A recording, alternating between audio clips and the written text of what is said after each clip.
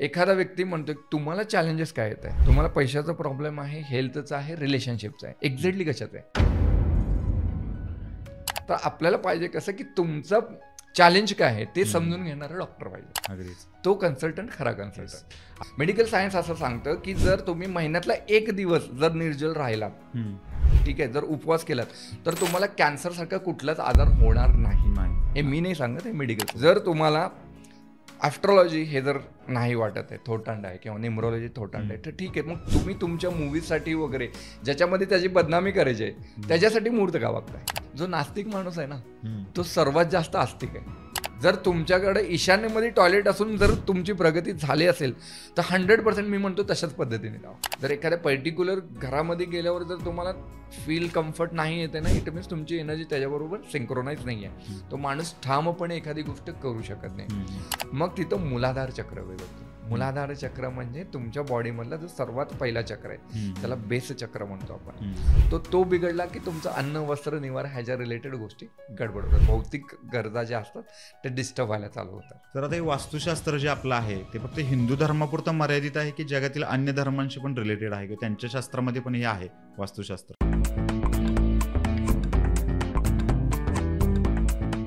नमस्कार मित्रांनो, घर घ्यायचं म्हटलं की आपल्या सगळ्यांच्या मनामध्ये सगळ्यात पहिला प्रश्न उपस्थित राहतो, तो म्हणजे ती जागा चांगली आहे का, त्याच्यानंतर ती वास्तू चांगली आहे का, आणि याच्यानंतर अजून बरेच प्रश्न.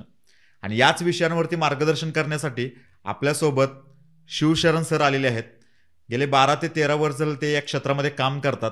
त्यांच्याकडून तुमच्या, माझ्या आणि आपल्या सर्वांच्या मनातील जे काही प्रश्न असतील त्या सर्व प्रश्नांची उत्तरे आपण त्यांच्याकडून घेणार आहोत.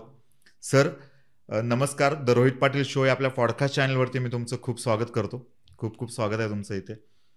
माझा पहिला प्रश्न तुम्हाला असा आहे की तुमची ओळख करून द्या आमच्या ऑडियन्सला, आणि या क्षेत्रामध्ये कधीपासून आहात ते सुद्धा सांगा. ओके. जय गुरुदेव. जय गुरुदेव.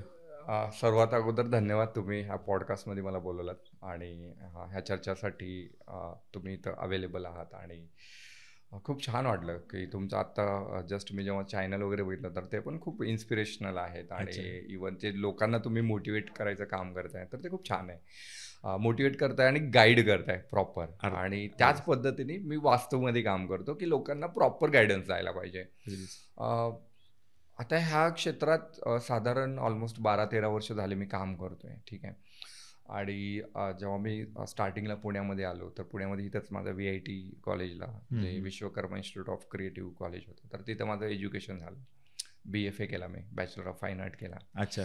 आणि त्याच्यानंतर आवड होती थोडीशी कलर्स बरोबर खेळण्याची किंवा स्केचिंग, ड्रॉइंग ह्या गोष्टी आवडत होत्या. तर त्याच पद्धतीने इकडं म्हणजे ओढलो गेलो मी आपोआप.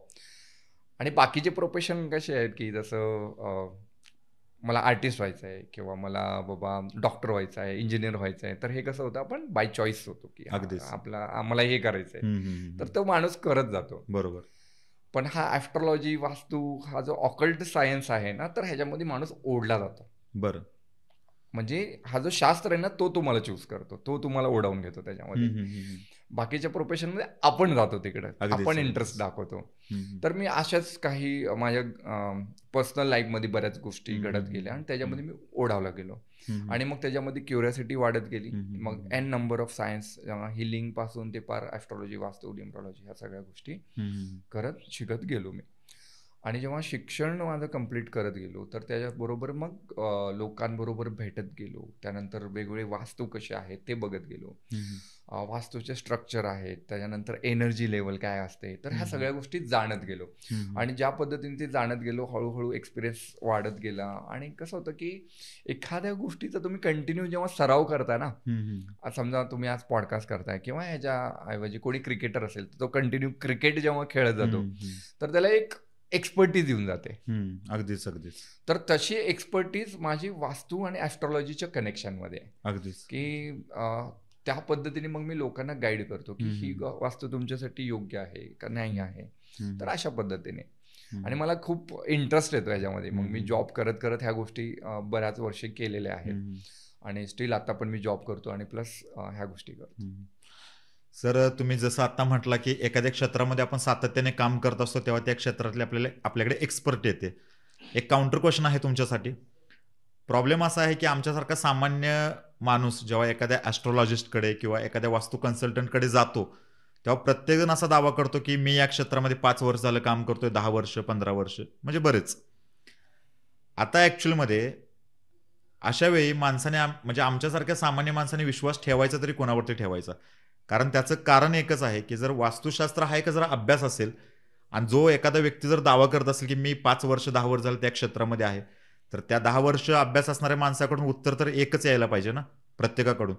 मग मला प्रत्येकाकडून वेगवेगळे उपाय ऐकायला मिळतात. ह्याबद्दल तुम्ही काय सांगाल? असं वाटतं का तुम्हाला की काही लोकांनी खरंच याचं धोताण मांडलंय अक्षरशः? 100% मी तुमच्याबरोबर ॲग्री आहे. आणि हे आत्ताचं नाही आहे, ह्याच्यावर अगोदर पण मी जेव्हा ह्या शास्त्रात येत होतो, एंटर करत होतो, तर त्यावेळी पण माझ्याबरोबर पण सेम घटना घडलेली आहे. तर मी पण एका न्यूमरोलॉजिस्टला भेटलो आणि त्यांना विचारलो की माझा चार्ट वगैरे बघा आणि मग सांगा. त्यांनी मला बरंच डिले केला गोष्टींसाठी. आणि ह्याच्यामध्ये ना तुम्ही असं फिक्स सांगू शकत नाही की हा माणूस एकदम योग्य आहे, राईट. अगेन असं आहे की तुमचा एक्सपिरियन्स काय म्हणतो, की तुमचे त्या माणसाबरोबर वाईब्स कसे मॅच होतात. आता आपल्याकडे कॉन्सेप्ट कशी आहे की एखादा डॉक्टर आहे तर तुमचा फॅमिली डॉक्टर आहे, बरोबर, राईट. तसंच तुम्ही समजा बिझनेस करताय, तुमचा एक प्रॉपर टॅक्स कन्सल्टंट असतो किंवा सीए असतो. अगदीच. असं तुमचं वास्तू किंवा ॲस्ट्रॉलॉजी बद्दल आहे का? नाही. त्यामुळे ट्रस्ट कमी आहे. का बरं?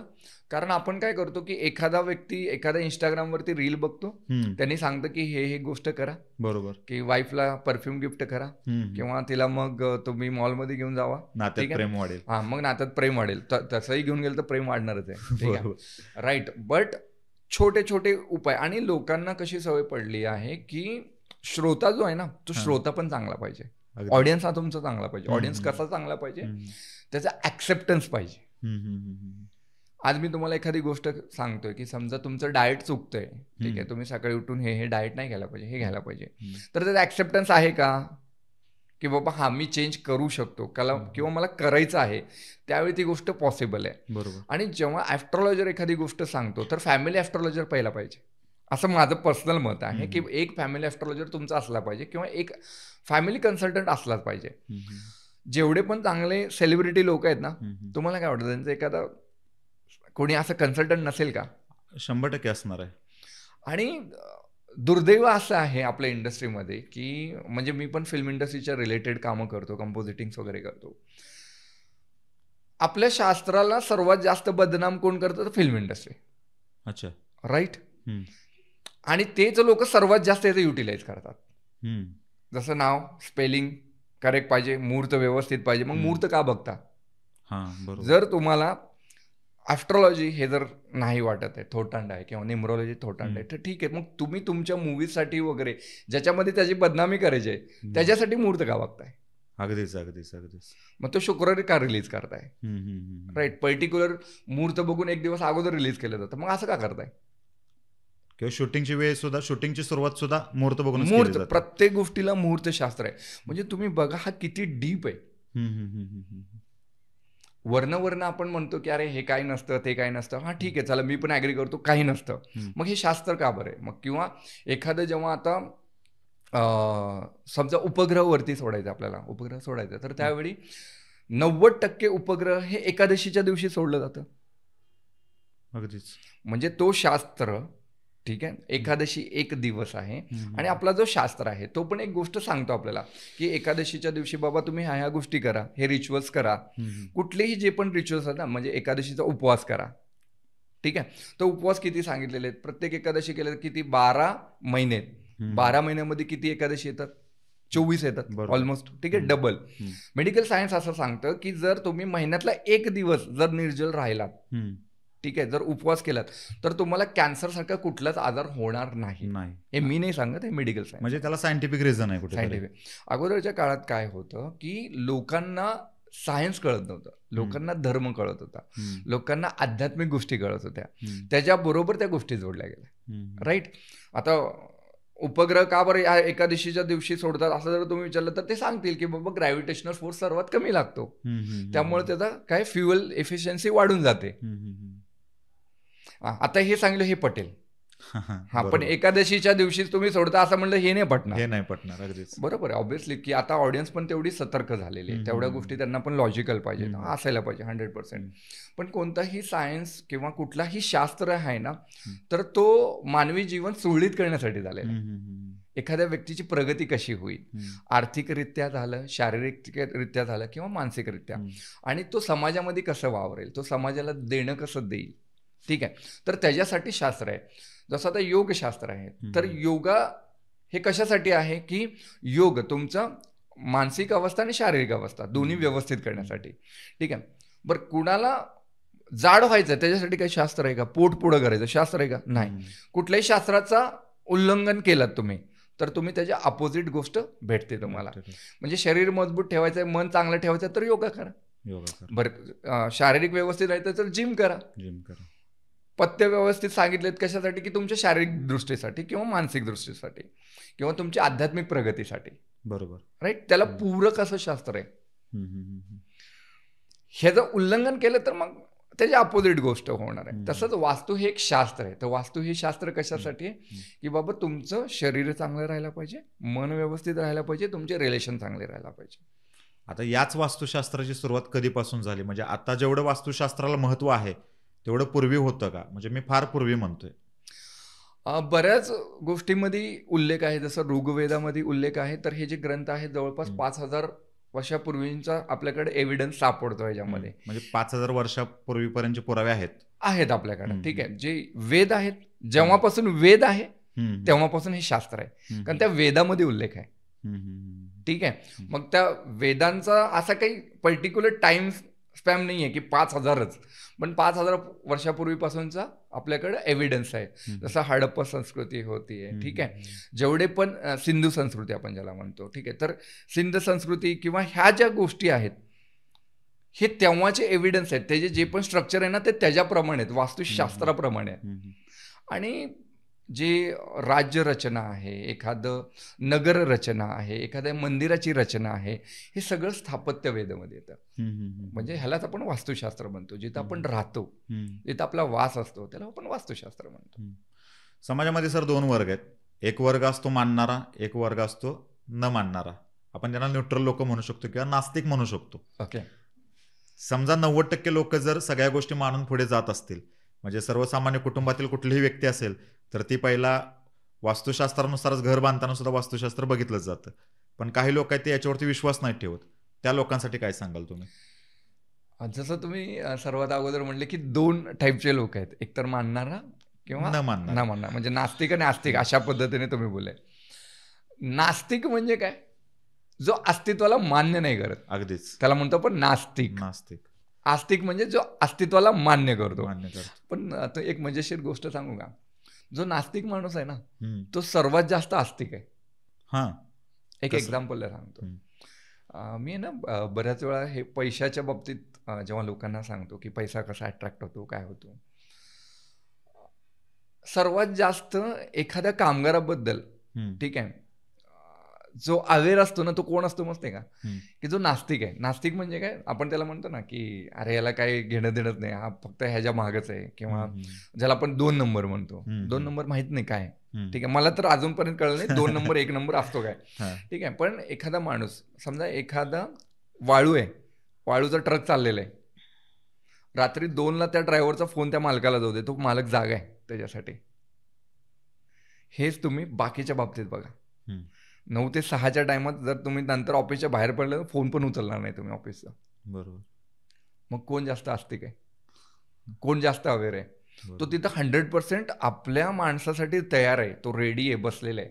याचा अर्थ हे नाही होते की कुठल्याही गोष्टी अपोजिट करा तुम्ही, पण तुम्ही एखाद्या गोष्टी बाबतीत किती रिस्पॉन्सिबल आहात, त्याची रिस्पॉन्सिबिलिटी किती घेताय ह्याच्यावर डिपेंड. जो नास्तिक आहे ना तो जास्त रिस्पॉन्सिबिलिटी घेतो, कारण त्याला माहिती आहे की कोणी नाही, जे करायचं ते मला करायचंय.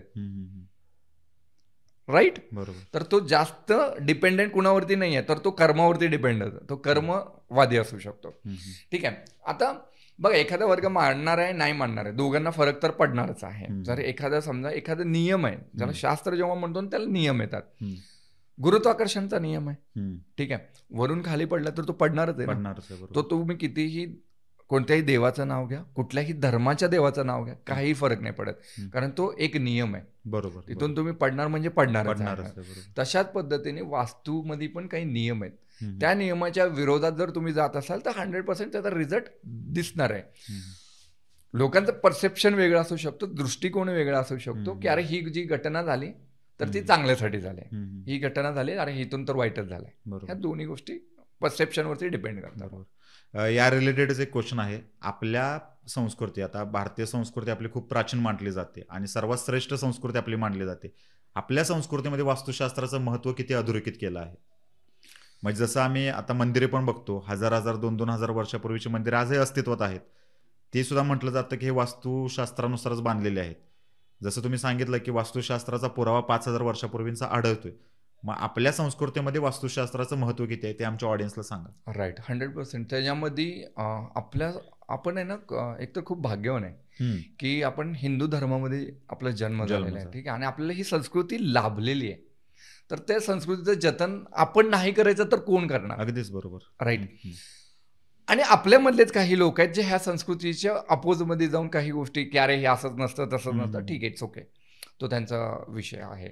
पण जेव्हा कुठलेही मंदिर वगैरे बांधलं जातं, जरा आता आपण बऱ्याच मंदिरामध्ये ऐकतो की अरे सूर्याचा पहिला किरण जो आहे ना तो डायरेक्टली चरणावरती जातो. हा, म्हणजे कोल्हापूरच्या महालक्ष्मीचा, अंबाबाईचं वगैरे. ठीक आहे, असे भरपूर मंदिर आहेत. तर मग हे ते लोकांना माहीत नसेल का? 100%. तर ते वास्तूच्या अनुसरून ते बनवलेलं आहे. तर वास्तू संस्कृती ही सगळीकडे तुम्हाला दिसणार. ठीक आहे, की सूर्यप्रकाश जिथं येतो, ठीक आहे, आपली त्याच्याप्रमाणेच आपलं घर जेव्हा बांधतो आपण, त्याच्यामध्ये पण सांगितलेलं आहे. जेव्हा मंदिर बांधतो तर तेव्हा आपण तेच सांगितलेलं आहे. पण ह्याच्यामध्ये काय आहे की थोडा मंदिरासाठी काही नियम वेगळे आहेत, घरसाठी काही नियम वेगळे आहेत, नगर रचनासाठी काही नियम वेगळे आहेत, तसंच फॅक्टरीसाठी काही नियम वेगळे आहेत. जिथं पैसा कमवायचा असत त्याच्यासाठी नियम वेगळे आहेत. जसं मठ असेल तर त्याच्यासाठी नियम वेगळे आहेत. कारण काय की मंदिरामध्ये माणूस काय करतो, त्याग करतो, एखाद्या गोष्टीचा त्याग. म्हणजे भावना असतील तर समजा एखादी गोष्ट आहे, माझ्यामधला द्वेष आहे, राग आहे, मला तो त्याग करायचा आहे, मला ते अर्पण करायचं आहे, ते माझ्याकडे नाही ठेवायचं आहे, तेव्हा तो माणूस न्यूट्रल होतो.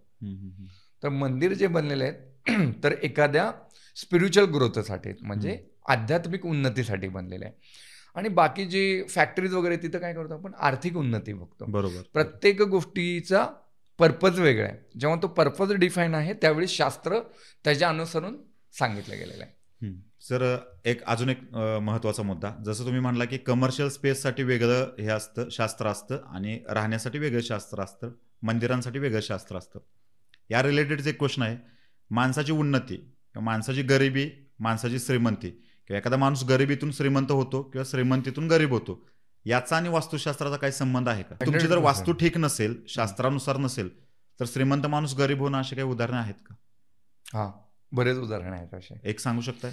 माझे एक क्लायंट आहेत, ठीक आहे, त्यांची एक फॅक्टरी होती गुजरातमध्ये. ठीक आहे, जेव्हा पण आपण फॅक्टरीचं जेव्हा व्हिजिट करतो ना, तर फॅक्टरी बरोबर घराचं पण व्हिजिट करतो.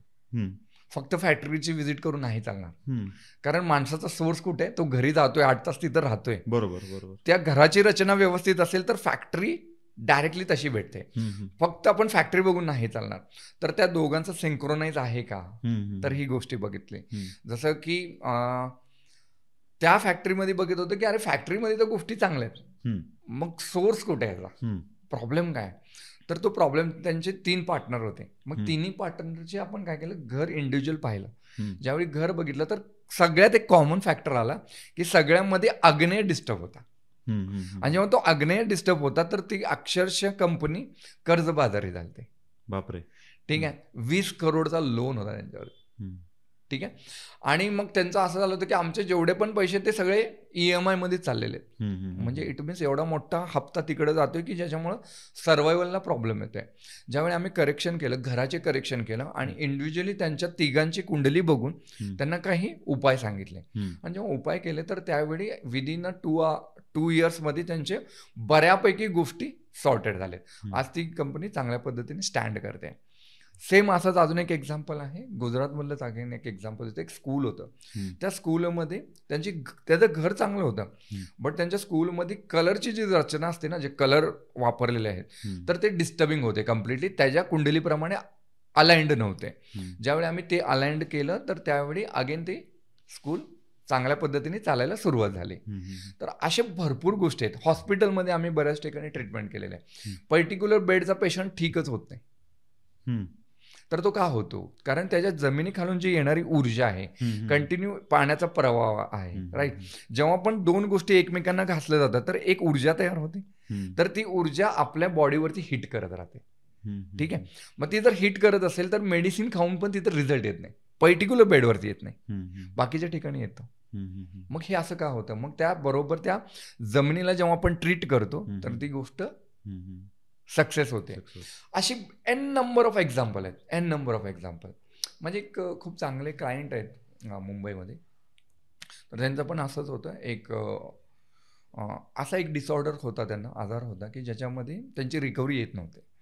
ठीक आहे. आणि डॉक्टरांनी त्यांना सांगितलं की हे एक्सपेरिमेंटल राहील, आम्ही जे पण करेल आता. ठीक आहे. कारण असा आजार खूप कमी लोकांना होतो.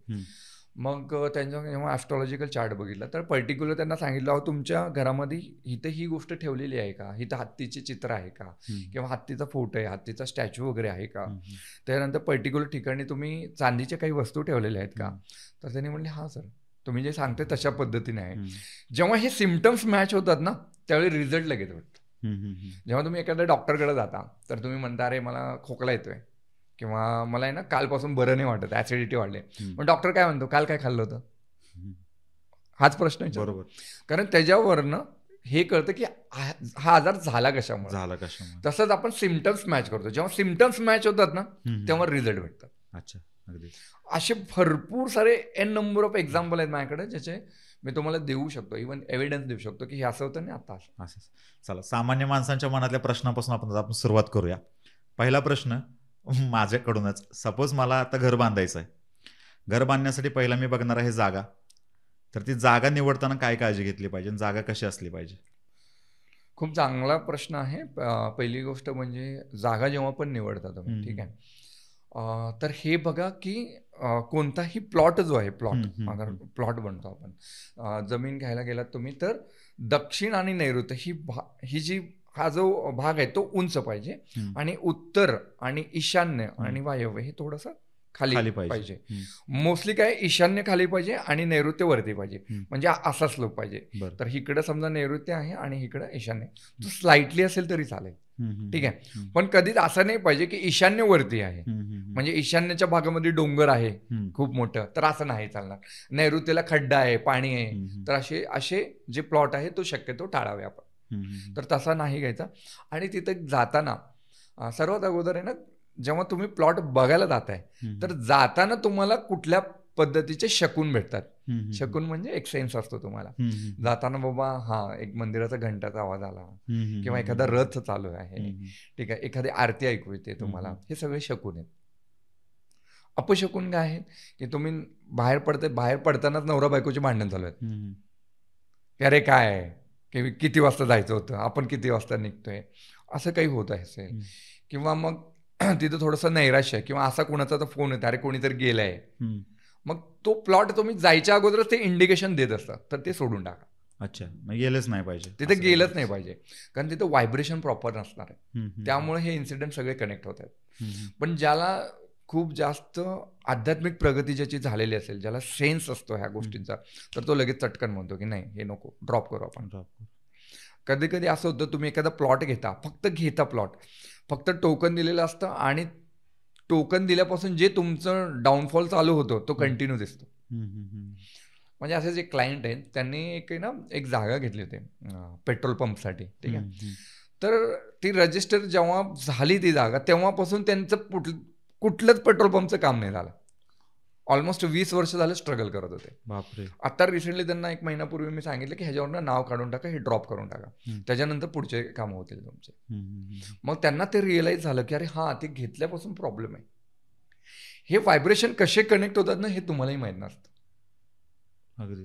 मग प्लॉट घेताना शक्यतो नैऋत्य वरती पाहिजे, ईशान्य खाली पाहिजे. ईशान्येला बोरवेल असेल, पाणी असेल, विहीर असेल तर चालेल. नैऋत्येला बोरवेल, पाणी, खड्डा, विहीर ह्या गोष्टी नाही चालणार. जागा तर आता आम्ही निवडली, प्लॉट घेतलाय, आता आम्हाला त्यांच्यावरती बांधकाम करायचंय. बांधकाम करत असताना वास्तुशास्त्रानुसार कोणती काळजी घेतली पाहिजे? घराचा जो मुख्य दरवाजा आहे तो एक्झॅक्ट कोणत्या दिशेला असावा?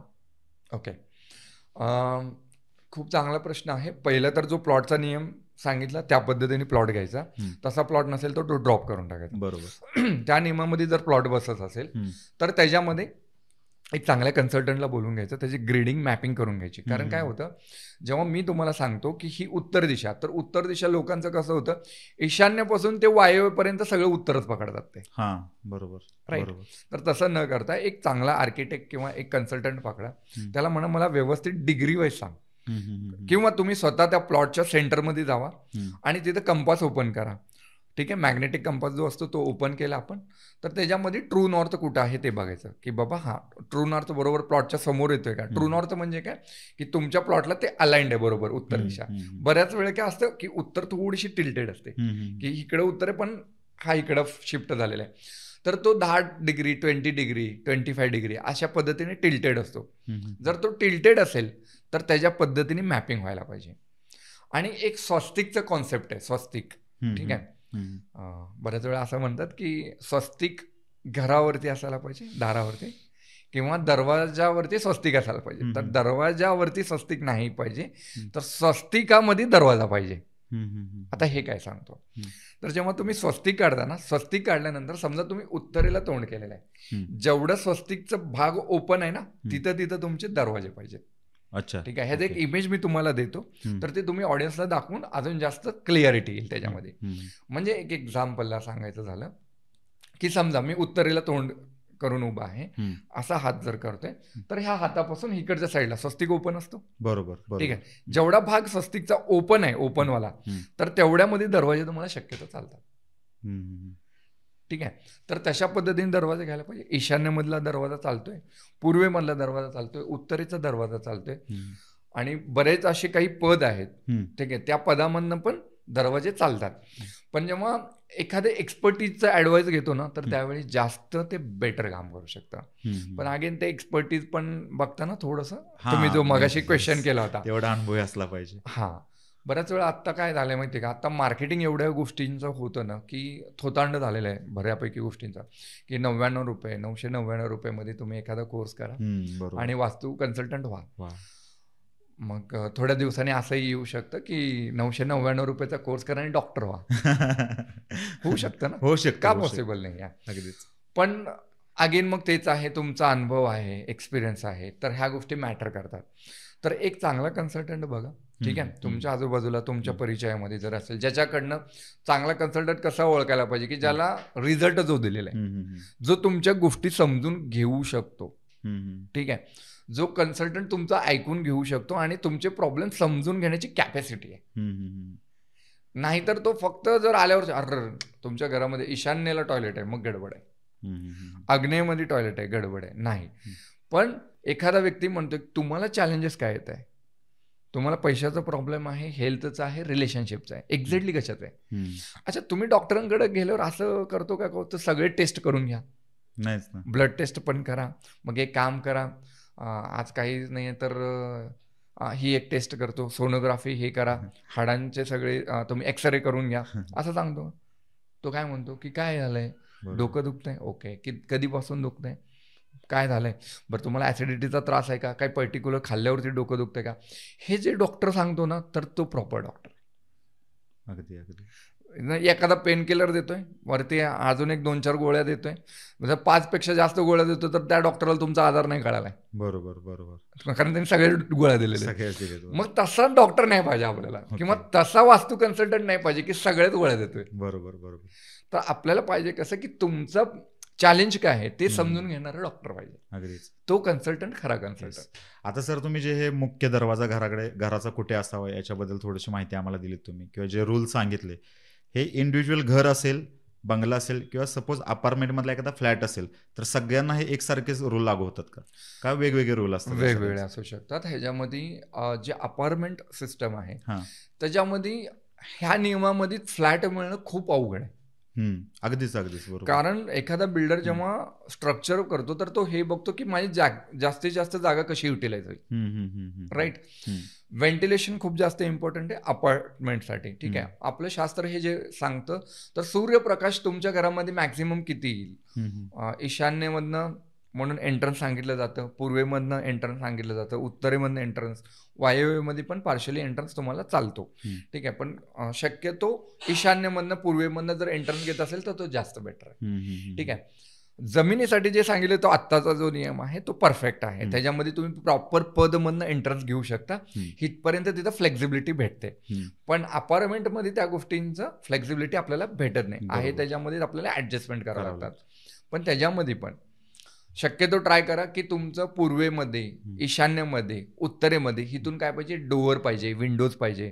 जेवढे मोठे डोअर, जेवढे विंडोज मोठे, तेवढं जास्त तुम्हाला बेटर राहील. ते घरामध्ये सूर्यप्रकाश आणि लाईट ह्या दोन्ही गोष्टी प्रॉपर पाहिजे. ज्या घरामध्ये लाईट कमी असते ना, किंवा संध्याकाळच्या टायमाला लाईट कमी असते ना, तिथं प्रगती खूप नाही होत. तुम्ही जर एक ऑब्झर्वेशनची गोष्ट आहे, जसं सोन्याचं दुकान आहे, एखादं ज्वेलरीचं दुकान आहे, कारण मी ज्वेलरीसाठी बरंच काम करतो. जे लोक ज्वेलर्सवाले आहेत किंवा कपड्यांचे दुकान आहेत, तर तुम्ही बघा तिथं असं गेल्यावरती डलपणा असतो का? नाही. मॅक्झिमम लाईट असतात. बरोबर. मॅक्झिमम लाईट जेव्हा प्रोड्यूस करतो ना, तुम्ही शुक्र प्रोड्यूस करताय. शुक्र जिथं प्रोड्यूस करताय तर हे शुक्राच्या रिलेटेड गोष्टी आहेत की लोकांना अट्रॅक्ट करतात. बरोबर. जिथं लाईट कमी असते ना, तर माणूस तिथं जाणार पण नाही. अगदीच. सेम हॉटेलिंगला आहे. हॉटेलिंगमध्ये पण काही, आता जेवढे मी हॉटेल्स व्हिजिट करतो ना, त्या लोकांना सांगतो तुमचं पर्टिक्युलर किचन ह्या दिशेमध्ये असायला पाहिजे.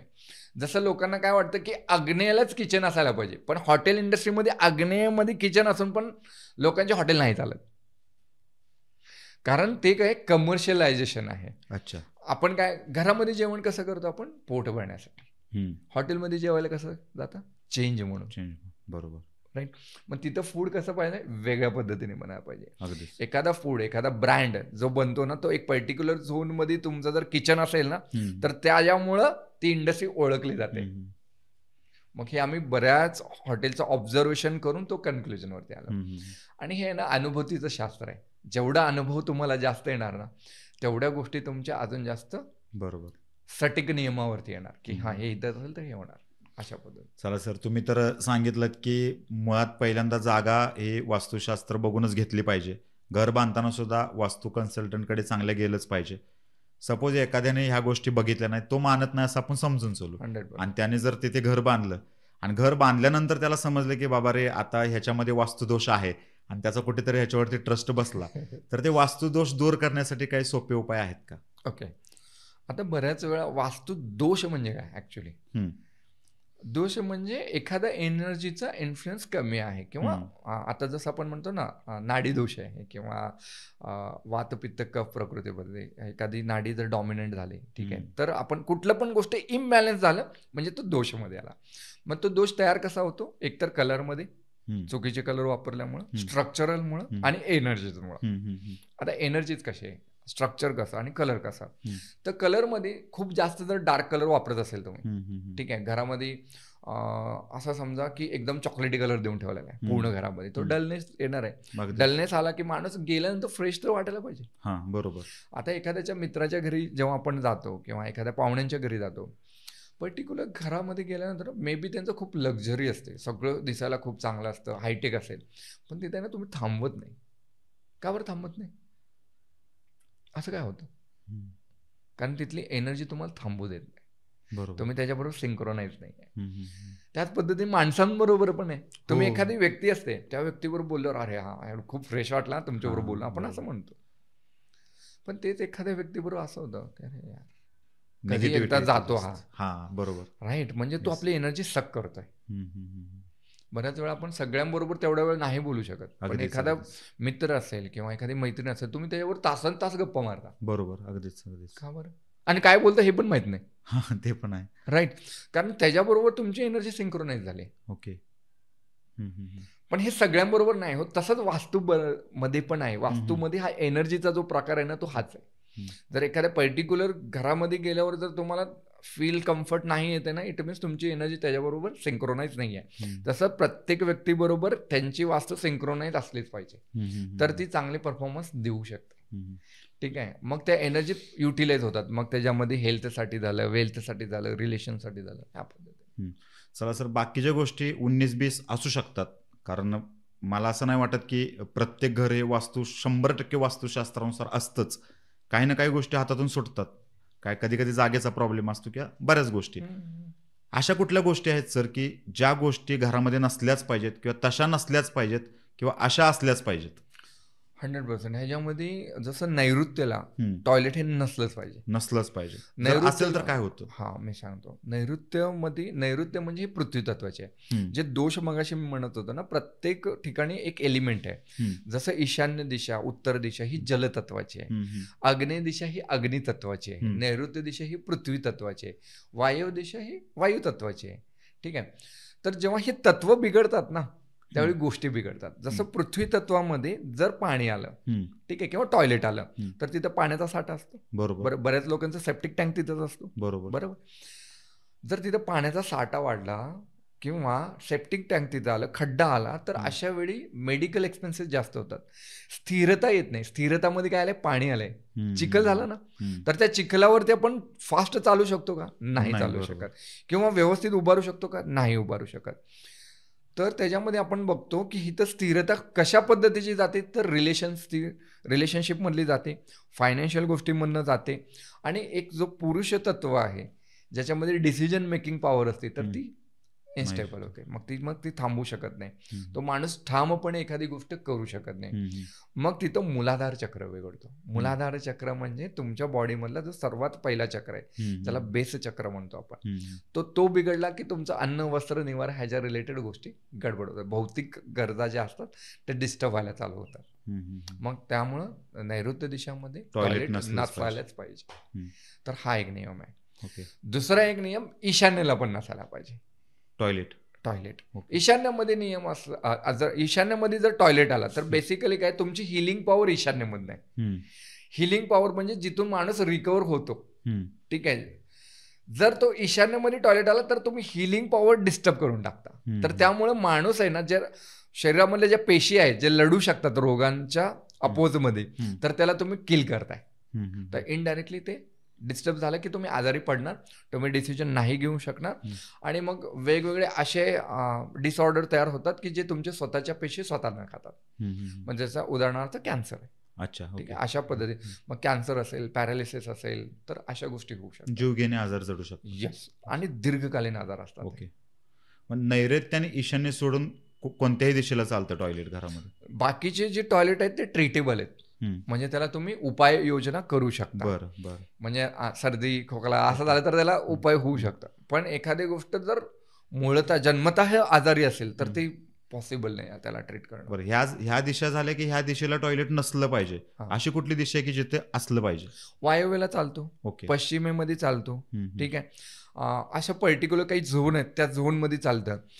आता त्या झोन पर्टिक्युलर सांगू पण शकतो, पण होतं काय की लोकांचा अंदाज कुठं चुकतो, त्यांच्या मॅग्नेटिक कंपासमुळे. अगदी. कंपास प्रॉपर येत नाही, त्याचे 5-10 डिग्री इकडे तिकडे झाले तरी त्याचा इम्पॅक्ट खूप जास्त ह्यूज होऊ शकतो.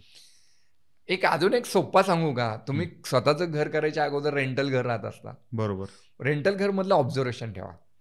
ठीक आहे, की बाबा मला कुठल्या घरामध्ये सर्वात जास्त माझी प्रगती झाली आणि कुठल्या घरामधनं मी घर घेतलं नवीन.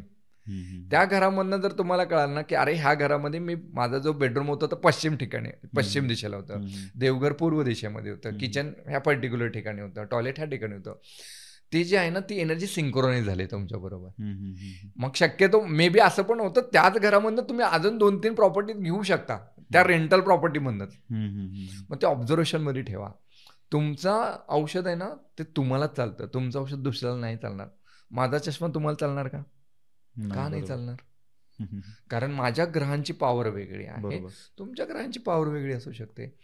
ऑब्झर्वेशन जे आहे ना, अनुभव जे आहे ना, हे सर्वात मोठा गुरु आहे. बरोबर. ज्या अनुभवामधनं, ज्या प्रॉपर्टीमध्ये गेल्यावर तुमची सर्वात जास्त प्रगती झाली तशा पद्धतीचीच प्रॉपर्टी बघा, आणि ज्या प्रॉपर्टीमधनं तुमचं सर्वात जास्त नुकसान झालेलं आहे तशी प्रॉपर्टी अजिबात घेऊ नका. ह्याच्यापेक्षा सोपं काय? नाही, अगदीच बरोबर सर. आता विषय निघालाच आहे म्हणून मी माझंच उदाहरण देतो माझ्या ऑडियन्सला पण. सर जे सांगतायत ते अगदी योग्यच सांगतायत. गेल्या 7-8 महिन्यांपूर्वी मी एका फ्लॅटमध्ये राहिला होतो. का माहिती नाही, पण पूर्ण डाऊनफॉलच होता. आता नवीन फ्लॅटमध्ये आलोय मी 2 महिन्यांपूर्वी. 2 महिन्यामध्ये जितकी ग्रोथ झाली, जी की 8 महिन्यांच्या लॉसपेक्षा कितीतरी पटीने जास्त आहे. तर तुम्ही सांगताय ते निश्चितच. सर आता अजून एक प्रश्न असा आहे की सपोज एखाद्या घरामध्ये जर वास्तुदोष असेल किंवा खूप काहीतरी कष्ट करून पण यश मिळत नसेल आणि अशा लोकांना जर तुमचा सल्ला घ्यायचा असेल तर तुमच्यापर्यंत कसं पोहोचलं पाहिजे त्या व्यक्तीने? ओके, त्याच्यासाठी वेबसाईटची लिंक तुम्हाला मी देतो, Yes, तुम्ही yes. डिस्क्रिप्शनमध्ये अगदीच, टाकू अगदीच. शकता. त्यानंतर मोबाईल नंबरही दिला जाईल, एक मोबाईल नंबर देतो, तर तो तुम्ही डिस्क्रिप्शनमध्ये टाका. आणि त्या पद्धतीने तो कनेक्ट करू शकतात माझ्या टीमबरोबर. जेव्हा माझी टीम कनेक्ट करते तर ॲक्च्युली आपण काय करतो की पर्टिक्युलर ॲनालिसिस करतो की सगळेच जण जर माझ्याकडे आले की हां बाबा आम्हाला वास्तू कन्सल्टेशन करायचं, तर मी सगळ्यांचं कन्सल्टेशन नाही करणार. त्याचं रिझन सांगतो. कारण पर्टिक्युलर जर तुमचे सिम्पटम्स मॅच होत असेल तरच मी त्यांचे कन्सल्टेशन घेतो. बरोबर. मग जर मला आजारच नाही कळाला तर मी उपाय करणार. तर त्यावेळी आपले काही पॅरामीटर्स आहेत, त्या पॅरामीटर्स प्रमाणे जर ती कन्सल्टेशन बसत असेल तर आपण कन्सल्टेशन घेतो, अदरवाईज नाही घेत. सांगायला हरकत नाही आहे. काय होतं माहिती आहे का, मी अगोदर करायचो कन्सल्टेशन, कंटिन्युअसली करायचो, सगळ्यांबरोबर करायचो. काही लोकांचं जे वास्तूला बघायचा जो दृष्टिकोन आहे ना, तो मे बी रील्समुळे चुकलेला आहे. आता पुण्यामधली एक व्यक्ती आहे, ठीक आहे, त्यांचं नाव नाही घेत, पण त्यांच्या घरी गेलेलो मी. त्यांच्या घरी जेव्हा मी गेलेलो तर मी बघितलं अरे ह्यांची आई आजारी आहे, ठीक आहे, ती बेड रिडन आहे. सर्वात अगोदरचा प्रश्न काय असायला पाहिजे की माझी आई कशी बरी होईल.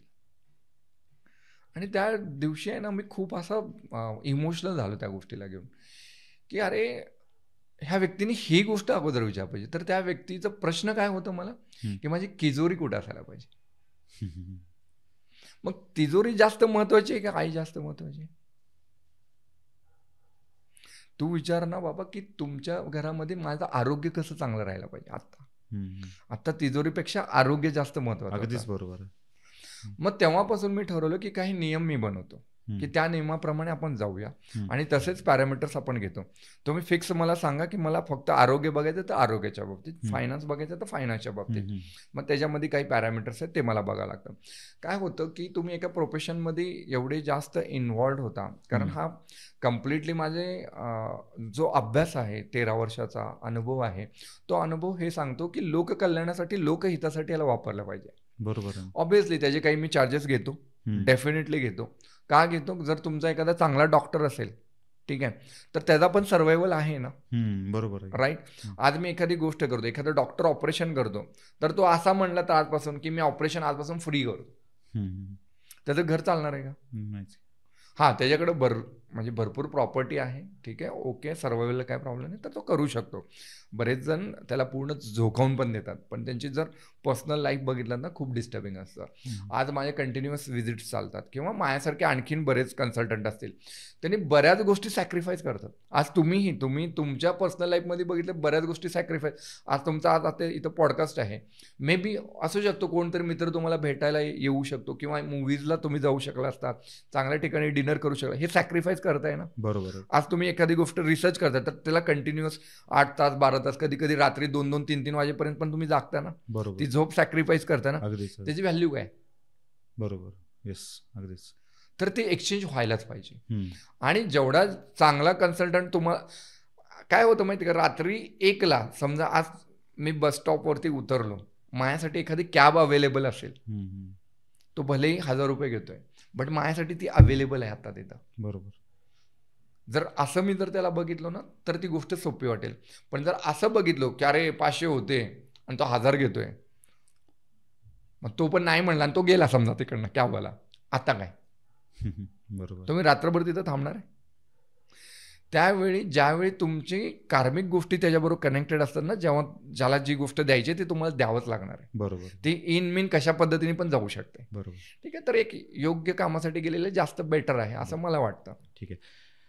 सरांचे जे काही डिटेल्स असतील ते मी डिस्क्रिप्शनमध्ये देईनच, कमेंट्समध्ये सुद्धा देईन. तुम्हाला काही प्रॉब्लेम्स असतील तर सरांशी कॉन्टॅक्ट करू शकता.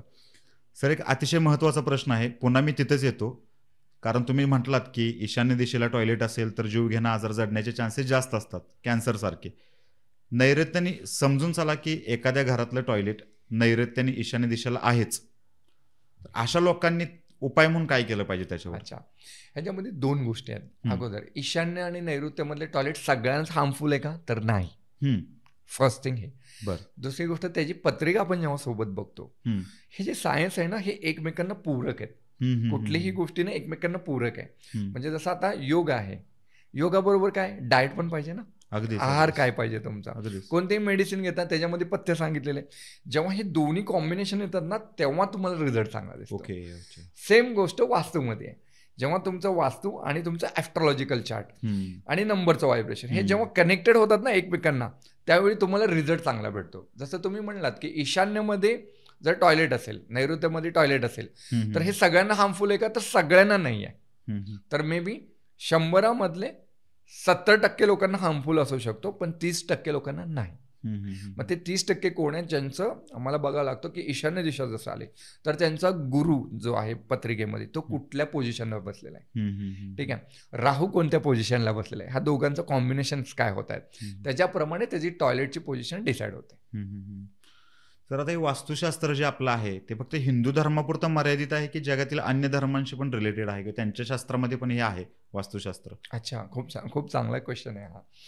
मी ॲप्रिशिएट करतो तुम्ही जे क्वेश्चन विचारता ना ते खूप एकदम जे जनरल ऑडियन्स आहेत त्यांना कनेक्टेड क्वेश्चन्स आहेत हे. अच्छा, मला एक सांगा, ॲलोपॅथी सगळ्या धर्मांसाठी आहे का पर्टिक्युलर हिंदू धर्मासाठी? सगळ्या धर्मांसाठी. आयुर्वेद हा फक्त हिंदू धर्मासाठी आहे का प्रत्येक धर्मासाठी? सगळ्या धर्मांसाठी. आणि होमिओपॅथी? सगळ्यांसाठीच.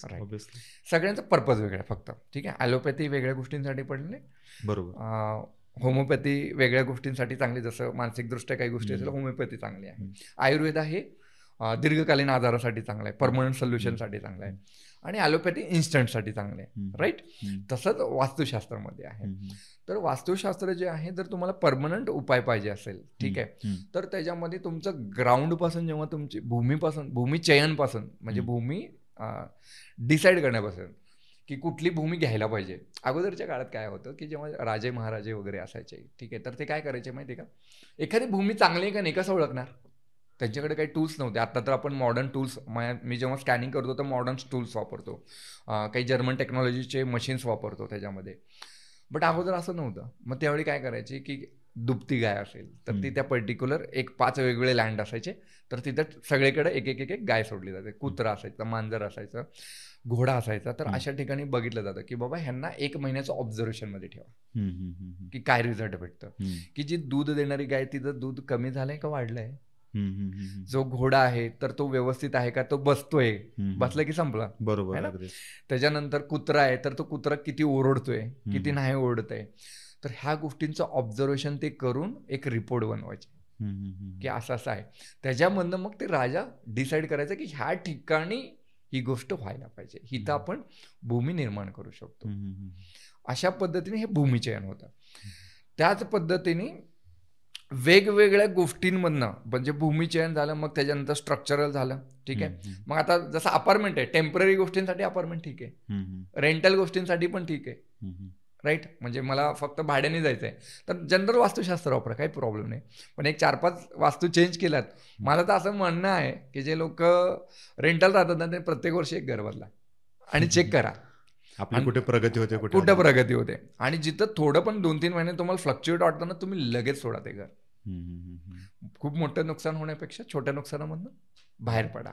अशा पद्धतीने तुम्ही तुमची वास्तू स्वतःहून डिसाईड करू शकता की मला कुठल्या वास्तूमध्ये जायला पाहिजे. मग ह्याच्यामध्ये पडू नका की रील्समध्ये असं सांगितलेलं आहे की आग्नेयला हे आहे, नैऋत्यला आहे. आणि ठीक आहे, जर तुमच्याकडे ईशान्येमध्ये टॉयलेट असून जर तुमची प्रगती झाली असेल तर 100% मी म्हणतो तशाच पद्धतीने जावा. हे परफेक्ट सांगणं झालं, म्हणजे सगळ्यांना पटेल असं. हां, कारण ऑब्झर्वेशन असं आहे, जर एखाद्या पत्रिकेमध्ये गुरु जर डिस्टर्ब असेल आणि त्याचं टॉयलेट ईशान्येला असेल तर काही प्रॉब्लेम नाही आहेत. पण बाकीच्यांना ज्या गोष्टी असं वाटतात ना की दक्षिणेमधनं अरे एंट्री असेल तर गडबड आहे. लोकांना दक्षिणेमधलं फक्त यमदेवताच माहिती आहे, जे मृत्यूची देवता आपण म्हणतो. पण असं नाही ना. जेवढे तुम्ही बिझनेसमॅन बघताल, जेवढे चांगले हॉटेल्स बघताल ना, सगळ्यांची एंट्री दक्षिणेमधनं. जेवढे गोल्डचे व्यापारी आहेत सगळे दक्षिणेमधनं दिसतील. तुम्ही चांगल्या, आता आपण चांगल्या ठिकाणी जिथं लक्ष्मी रोड वगैरे आहेत तिथं जाऊन बघा कुठले दुकानं जास्त चालतील, कळेल तुम्हाला. तर दक्षिण एंट्रीमधनं एवढं काय, तिथून पैसा भरपूर येऊ शकतो. म्हणून म्हणतो ना, कमर्शियल गोष्टीसाठी गोष्टी वेगळ्या आहेत आणि रेसिडेन्शियलसाठी गोष्टी वेगळ्या आहेत. तर ते ऑब्झर्वेशनवाली गोष्ट आहे. सर, तुम्ही जसं मगाशी सांगितलं की एखादी वास्तू घेत असताना त्या वास्तूचं मुख्य प्रवेशद्वार हे खूप महत्त्वाचं असतं. त्याचबरोबर घरामध्ये टॉयलेट कोणत्या दिशेला आहे ते पण महत्त्वाचं असतं. आता या दोन्ही गोष्टी सोडून घरामध्ये जो आपण भिंतीला कलर देतो तो कलर कोणता असला पाहिजे किंवा कोणता नसला पाहिजे, घरावरती कोणत्या फ्रेम असल्या पाहिजेत किंवा नसल्या पाहिजेत, किंवा घरातली फर्निचर कशा पद्धतीचं असलं पाहिजे, या गोष्टी सुद्धा वास्तुशास्त्रामध्ये बघितल्या जातात का? हो.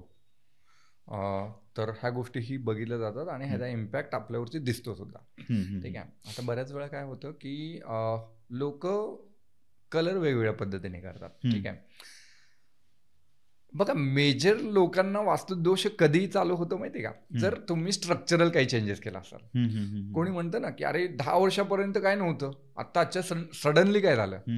मग त्यांनी सडनली काहीतरी चेंजेस केलेले असतात. म्हणजे काय केलेलं असतं, एकतर कलरिंग केलेलं असतं किंवा काहीतरी तोडफोड केलेली असते घरामध्ये, की इकडचं किचन तिकडे शिफ्ट केला, तिकडचा इकडा. किंवा बरेच लोक काय करतात, जागा एक्स्ट्रा असते गॅलरीमधलं, मग तो गॅलरीचा आपण रूम करून टाकतो, असं काहीतरी करतात. मग त्याचा सेंटर शिफ्ट होतो. सेंटर शिफ्ट झाला की गोष्टी शिफ्ट होतात. मग त्याचा इम्पॅक्ट पण तुम्हाला बघायला भेटतो. हे एक गोष्ट. कलर कधी पण लाईट असायला पाहिजे. शक्यतो जो व्हाईट कलर आहे, ऑफ व्हाईट कलर आहे, तर अशा पद्धतीने. आणि मेजर RGB कलर वापरायला नाही पाहिजे. रेड, ग्रीन, ब्ल्यू आणि येल्लो, हे जे 4 मेजर कलर आहेत ना, हे एलिमेंट दाखवतात. तर हे जे डार्क कलरमध्ये काहीच वापरू नका. रेड कलर वापरू नका, ग्रीन कलर वापरू नका, येल्लो नका वापरू आणि ब्ल्यू नका वापरू. आता शक्यतो बरेच लोक असंही सांगतात की ईशान्येमध्ये बाबा तुम्ही एखादी फ्रेम लावा. कुठली फ्रेम लावा, तर कुठल्या तर एखाद्या झाडाची फ्रेम लावा. ठीक आहे. किंवा ग्रीन कलरचं काहीतरी लावा. ठीक आहे. तर तो पर्टिक्युलर एखादा एलिमेंट बॅलन्स करण्यासाठी करतो आपण. ठीक आहे. पण सगळे फ्रेम तुम्हाला चालतील का, तर नाही चालणार. ठीक आहे. जसं आता लोक काय म्हणतात की घोडे लावा, है ना, 7 घोडे असतात, धावते घोडे वगैरे व्हाईट कलरमध्ये असतात, बऱ्याच वेळा रेड कलरमध्ये असतात, आणखीन वेगवेगळ्या कलरमध्ये असतात. सर्वात अगोदर तर आपण हे बघायला पाहिजे की ते जे घोडे आपण लावायचा प्रयत्न करतो, ते लावल्यानंतर आपल्या लाईफवरती काही इम्पॅक्ट झालाय का, फर्स्ट थिंग. सेकंड थिंग, ते लावल्यानंतर आता घोडा हा जो आहे हा पर्टिक्युलर एका प्लॅनेटला इंडिकेट करतो. तो प्लॅनेट तुमच्या पत्रिकेमध्ये किती जास्त पॉवरफुल आहे हेही आपल्याला बघायला लागतं. आणि प्रत्येक सर ह्याच्यामध्ये हा एवढा मायक्रोमध्ये आहे ना, प्रत्येक फ्रेम तुम्ही कुठल्या दिशेला लावता ना, त्याच्यावरनं त्याचे रिझल्ट ठरतात. म्हणजे समजा एक एक्झाम्पलला, जसं उत्तर दिशा नवीन संधींची दिशा आहे. ठीक आहे. नवीन ऑपॉर्च्युनिटीची दिशा आहे. एखाद्याला जॉब वगैरे पाहिजे असेल तर त्याने त्यांचा रिझ्युमे उत्तर दिशेमध्ये ठेवायला पाहिजे आणि एक रिझ्युमेची कॉपी पूर्व दिशेमध्ये ठेवायला पाहिजे. पूर्व दिशेमधनं काय होतं, कॉन्टॅक्ट होण्यासाठी हेल्पफुल होतं. आणि उत्तर दिशेमध्ये जेव्हा तुम्ही ठेवता तर नवीन संधी निर्माण होते. ह्या दोघांचं जेव्हा कंजक्शन तयार होतं किंवा एखादं युती तयार होते, तर त्यावेळी ते रिझल्ट लवकर मॅनिफेस्ट होतात. त्याच पद्धतीने जर उत्तरेमध्ये शक्यतो रेड कलर नसायला पाहिजे, येल्लो कलर नसायला पाहिजे. जर रेड आणि येल्लो कलर जर आला तर तुम्हाला नवीन संधी भेटत नाही किंवा तोंडापाशी आलेला घास निघून जातो म्हणतो ना, तो प्रकार होतो. ठीक आहे. त्याच पद्धतीने पूर्वेला जर बघितलं तर पूर्वेला पण अगेन येल्लो कलर नको आहे आणि तुम्हाला रेड कलर नको आहे. जर पूर्वेला येल्लो कलर आणि रेड कलर येत असेल तर तो कुठं ना कुठं तुमचा सोशल लाईफ खराब व्हायला चालू होतो. मित्रांपासून थोडासा दुरावा यायला जातो किंवा बरेच लोक फसले जातात त्याच्यामध्ये. सेम नैऋत्यमध्ये बऱ्याच लोकांचे बेडरूम असतात. नैऋत्यात बेडरूम असणं हे पण एक मिथ्या झालेलं आहे आता आजकाल. तर त्याच्यामध्ये काय की नैऋत्यमध्ये बेडरूम असून पण लोक कर्जबाजारी झालेले आहेत. मग त्याच्यामध्ये बघावं लागतं की त्याच्या कुंडलीमध्ये राहू हा प्लॅनेट कसा आहे. ठीक आहे. किंवा त्या बेडरूममध्ये त्यांनी कोणत्या कोणत्या गोष्टी ठेवलेल्या आहेत. एक एक्झाम्पलला, जर नैऋत्यमध्ये तुमचं रेड कलरचं बेडशीट असेल किंवा कर्टन जे आहे तर रेड कलरचं असेल, तर तिथं काय फायनान्शियल लॉसेस होणार. ओके. जेवढा एका टॉयलेटचा इफेक्ट होतो ना, तेवढाच फक्त कलरचा पण इफेक्ट होऊ शकतो. मग त्या ठिकाणी कोणतं कलर असायला पाहिजे, तर येल्लो कलर तुम्हाला चालेल बेडशीटसाठी फक्त. मग तो येल्लो म्हणजे एकदम डार्क येल्लो नाही करायचा, तो एकदम लाईट येल्लो असेल. आणि त्याच्यामध्ये तुम्ही जर नॉर्मल न्यूट्रल कलर वापरत असाल तर खूपच चांगला आहे. मी तर RGB मधले कलर रेकमेंडच नाही करत. रेड, ग्रीन, ब्ल्यू ह्याच्यामधले कलर वापरूच नका शक्यतो. पश्चिमेमध्ये असेल, पश्चिमेमध्ये जर तुम्ही रेड कलर करून ठेवला तर फायनान्शियल लॉसेस व्हायला चालू होतात आणि मिळणारा जो प्रॉफिटचा मार्जिन आहे तो कमी व्हायला चालू होतं. ठीक आहे. अशा ह्या प्रत्येक दिशांमधनं कलर बघावं लागतं. फ्रेममध्ये पण जर खूप जास्त मॉडर्न आर्ट असेल, ठीक आहे, किंवा ॲब्स्ट्रॅक्ट पेंटिंग असेल, तर माझं असं म्हणणं आहे की ते वापरूच नका. जी गोष्ट तुम्हाला क्लिअरिटी नाही देत ना की ह्या पिक्चरमध्ये एक्झॅक्टली काय, तर ते फ्रेम वापरू नका. ट्राय करा शक्यतो ब्लॅक अँड व्हाईट नाही वापरायला पाहिजे. ओके. जेव्हा तुम्ही ब्लॅक अँड व्हाईट वापरता ना, मग ती तुमची इमेज असेल किंवा दुसऱ्याची कोणाची असेल, तर माणूस आहे ना सायकोलॉजिकली महाग जातो, वास्टला जातो. Okay okay. यंत्रांचं सायन्स पण तसंच आहे, इमेजचं पण सायन्स तसंच आहे. इमेज का बरं एवढं मॅटर करतं मी तेही सांगतो. सिम्बॉल म्हणतो ना आपण, सर्वात अगोदर आपल्या ह्युमन ब्रेनला ना सिम्बॉल कळतं. एक एक्झाम्पलला, आज समजा तुम्ही एअरपोर्टला गेलात, ठीक आहे, चायनामध्ये गेला असं समजा आपण, तुम्हाला जर समजा वॉशरूमला जायचं आहे, तुम्हाला कसं कळणार की वॉशरूमला कुठं जायचंय? एक सिम्बॉल बघणार, बरोबर, ठीक आहे, अरे ही टॉयलेट आहे, वॉशरूम आहे, त्या सिम्बॉलवरनं कळतं. तिथं चायनामध्ये लिहिलेलं आहे, चायनीजमध्ये लँग्वेजमध्ये लिहिलं आहे, कळणार आहे का आपल्याला? नाहीच ना. बरोबर. तर ते सिम्बॉल एवढं मॅटर करतं. एखादा रेड कलर बघतो आपण, लगेच आपल्याला कळतं की अरे इथं काहीतरी गडबड आहे, राईट. ग्रीन कलर असतो, थोडा सॉफ्टनेस येतो. मग हे कलर सायकोलॉजी ऑटोमॅटिकली बिल्ड आहे आपल्या ब्रेनला. तर हे ब्रँडिंगसाठी बरेच लोक वापरतात. जसं फूडचे प्रोडक्ट असतात तर त्याच्यासाठी एक वेगळा पर्टिक्युलर कलर वापरला जातो. बरोबर. सर्व्हिस इंडस्ट्रीसाठी वेगळा वापरला जातो. हे सगळं ब्रँडिंग आहे, ठीक आहे. तर त्या ब्रँडिंग आणि कलर आणि ह्युमन सायकोलॉजी हे कनेक्टेड आहे. तर ती जर तिथं कनेक्टेड आहे तर ते वास्तूमधल्या फ्रेममध्ये पण कनेक्टेड आहे. मग हा इंटरलिंक्ड आहे. आणि माणूस तोच फ्रेम आणतो ज्या पद्धतीने त्याच्या सबकॉन्शियस माइंडला ज्या गोष्टी अट्रॅक्ट करतोय तो. पैसा अट्रॅक्ट करत असेल तर तशा पद्धतीचे फ्रेम दिसतील. बरोबर. त्याचं स्ट्रक्चर म्हणजे घरावरनं कळतं की ह्याच्यावर डोक्यामध्ये काय चाललंय. घरामध्ये जेवढं कचरा असेल ना तेवढं डोक्यामध्ये कचरा आहे. जेवढं क्लटर घरामध्ये दिसेल तेवढं तुम्हाला वास्तूमध्ये पण दिसेल. त्याच्यावरतीच मी एक तुम्हाला प्रश्न विचारणार होतो. एखाद्या ठराविक ठिकाणी राहायला गेल्यानंतरच माणसाची प्रगती होते, अचानक प्रगती होते, हा वास्तुशास्त्राचाच भाग आहे का? 100%. ठीक आहे. कारण एका पर्टिक्युलर ठिकाणी, आता माझा अनुभव सांगायला हरकत नाही आहे की ऑलमोस्ट 2004 पासून मी पुण्यात आहे. 2002-04च्या आसपास माझं शिक्षणही पुण्यात झालं. त्यानंतर मी जॉबही केलो. त्यानंतर मागच्या 2 वर्षाला मी मुंबईला शिफ्ट झालो आहे, म्हणजे जॉबसाठी मी शिफ्ट झालो. तर जेवढी प्रगती माझी एवढ्या वर्षामध्ये नाही झाली, ती प्रगती माझ्या ह्या 1.5 वर्ष 2 वर्षामध्ये झालेली आहे. म्हणजे तुमचं वास्तुशास्त्र एवढं तुमच्यासाठी काम करतं, एवढं फेवरेबल आहे. ह्या वास्तूबरोबर जर तुम्ही ॲस्ट्रोलॉजी कनेक्टेड केलात तर तुम्ही कुठल्या शहरामध्ये जाऊन जास्त प्रगती करतात हेही चांगले ॲस्ट्रोलॉजर सांगू शकतात, राईट. मग त्याच्यामध्ये पर्टिक्युलर सिटीमध्ये, समजा ह्या सिटीमध्ये पुण्यामध्ये पर्टिक्युलर कुठल्या एरियामध्ये, बाबा कोथरूड साईडला, हडपसर साईडला, बावधान साईडला एक्झॅक्टली कुठं राहिलं प्रगती जास्त होईल हेही कनेक्ट करता येतं. तर हे एवढं जास्त मॅटर करतं. आणि प्लस तुमची वास्तू, ज्या वास्तूमध्ये तुम्ही जाता तिथे गेल्यावर प्रगती किती झाली ते बघा. तिथली एनर्जी तुम्हाला मदत करते का ग्रो करण्यासाठी? 100% मदत करते. जेवढा तुम्ही दक्षिण भाग बघत गेलात ना, दक्षिण भाग म्हणजे प्रत्येक सिटीमधला दक्षिण भाग, प्रत्येक राज्यामधला दक्षिण भाग हा आहे ना थोडासा बरकतीचा दिसतो तुम्हाला, थोडासा जास्त प्रगत दिसतो, right. Business point of view, वेल्थच्या पॉईंट ऑफ व्ह्यू मध्ये प्रत्येक ठिकाणी वेगवेगळे कॅरेक्टरिस्टिक्स आहेत. मग ह्या शास्त्राला आपल्याला जसं पाहिजे, मला अल्टिमेट गोल काय त्याच्याप्रमाणे जर तुम्ही वापरलं तर जास्त बेटर. ओके. एखाद्या माणसाला आध्यात्मिक प्रगती करायची असेल तर त्याच्यासाठी काही दिशा वेगळ्या असतात, बरोबर, ठीक आहे. बरोबर. फायनान्शियल गोष्टीत प्रगती करायची त्याच्या काही दिशा वेगळ्या, अशा पद्धतीने. नाही, महत्वाचा प्रश्न आहे मला आता याच्यावरून एक सुचलं. समजा माझी एखादी प्रॉपर्टी आहे आणि ती प्रॉपर्टीमध्ये माझी ग्रोथ होत नाहीये आणि ती सोडून मी दुसऱ्या प्रॉपर्टीत राहायला गेलो. दोन्ही प्रॉपर्टी माझ्या स्वतःच्या मालकीच्या आहेत. जी प्रॉपर्टी मी सोडलेली आहे, का सोडली? कारण त्याचं कारण आहे की त्या प्रॉपर्टीमध्ये माझी ग्रोथ होत नाही.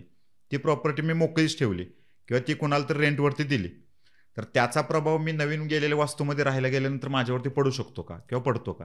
ओके, खूप कॉमन क्वेश्चन आहे हा, आणि किंवा बऱ्याच लोकांना पडणारा क्वेश्चन आहे जो तुम्ही विचारलात. ह्याच्यामध्ये बघा 2 गोष्टी आहेत. एक म्हणजे आता समजा ही प्रॉपर्टी तुमची आहे, ठीक आहे, ही तर तुमची प्रगती नाही झाली म्हणून तुम्ही दुसरीकडे शिफ्ट झालात आणि तिकडे प्रगती झाली, इट मीन्स ती फेवरेबल आहे. अगदीच. आता ह्याच्यामध्ये एक ऑब्झर्वेशन करा, ज्यावेळी ही प्रॉपर्टी मोकळी असेल ना तर त्यावेळी तेवढी प्रगती नाही होत. बर. पण ज्यावेळी ही रेंटेड जाते, म्हणजे कुणाला तुम्ही टेनंटला दिलंय, त्यावेळी तिकडे प्रगती होते. हे ऑब्झर्वेशन मध्ये ठेवा. हे काम मी सांगतो. हे कशामुळे होतं सांगतो. जसं की आता ही प्रॉपर्टी आहे, ह्याचं एक लाईट बिल येतं, बरोबर, मिनिमम लाईट बिल काहीतरी येत असेल 100-200 काहीतरी एक पर्टिक्युलर. ही जर मोकळी राहिली आणि तुम्ही दुसऱ्या रेंटल दुसऱ्या प्रॉपर्टीमध्ये तुम्हाला तिथलंही बिल भरायचं आणि प्लस इथलंही देणार ना, बरोबर, किती काहीतरी पर्सेंटेज मध्ये देणार. बरोबर बरोबर. इट मीन्स तुम्हाला हे पण मेंटेन करायचं आणि ते पण करायचं. पण जेव्हा समजा इथं रेंटल कोणी आहे, ह्याचं बिल कोण भरणार? रेंटल जे आहे ते जो वापरतो तो भरतो. म्हणजे हे जी एनर्जी कम्प्लीट शिफ्ट होते त्याच्यावरती. ओके. आणि त्याची एनर्जी डायरेक्ट तुम्हाला कनेक्ट होते. बरोबर. पण ही जर मोकळी असेल तर हे जी पार्शली एनर्जी तुमच्याबरोबर कनेक्टेड आहे. ओके. अच्छा. म्हणून मोकळा फ्लॅट नाही ठेवायचा, तर तो रेंटल देऊन टाकायचा. अशा पद्धतीने वास्तू काम करते. अजून एक कॉमन प्रश्न आहे जो सगळ्यांना पडतो, मला राहण्यासाठी घर घ्यायचं आहे किंवा मला कमर्शियल घ्यायचं आहे.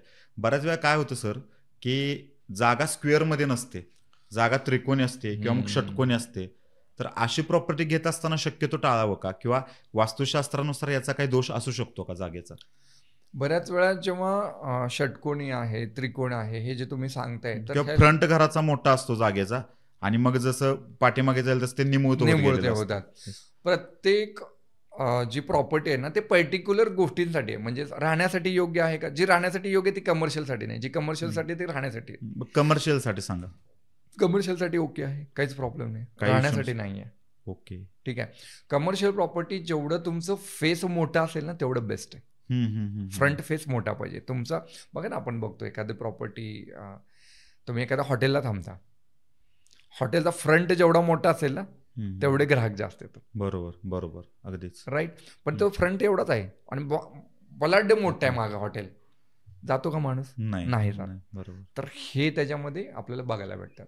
काही गोष्टी जर थोडंसं लॉजिकली जरी तुम्ही कनेक्ट करायचा प्रयत्न केलात ना, तरी पण डेफिनेटली वास्तूचे नियम तिथंच येऊन थांबतात. आणि म्हणजे ते दोन्ही एकमेकांना पूरक आहेत. सर, जसं की आता आपण मगाशी विचारलं तुम्हाला की ईशान्य आणि नैऋत्याला तुम्ही म्हटलात की टॉयलेट हे नसलंच पाहिजे. बऱ्याच वेळा टॉयलेट असल्यानंतर बऱ्याच कन्सल्टंटकडून रेडीमेड यूज केले जातात किंवा रेडीमेड करायला सांगितले जातात की हे उपाय करा, हे उपाय करा, ते उपाय करा. त्याने खरंच फरक पडतो का, किंवा ते करणं योग्य आहे का? ओके. जर टेम्पररी पाहिजे असेल तर उपाय करू शकता.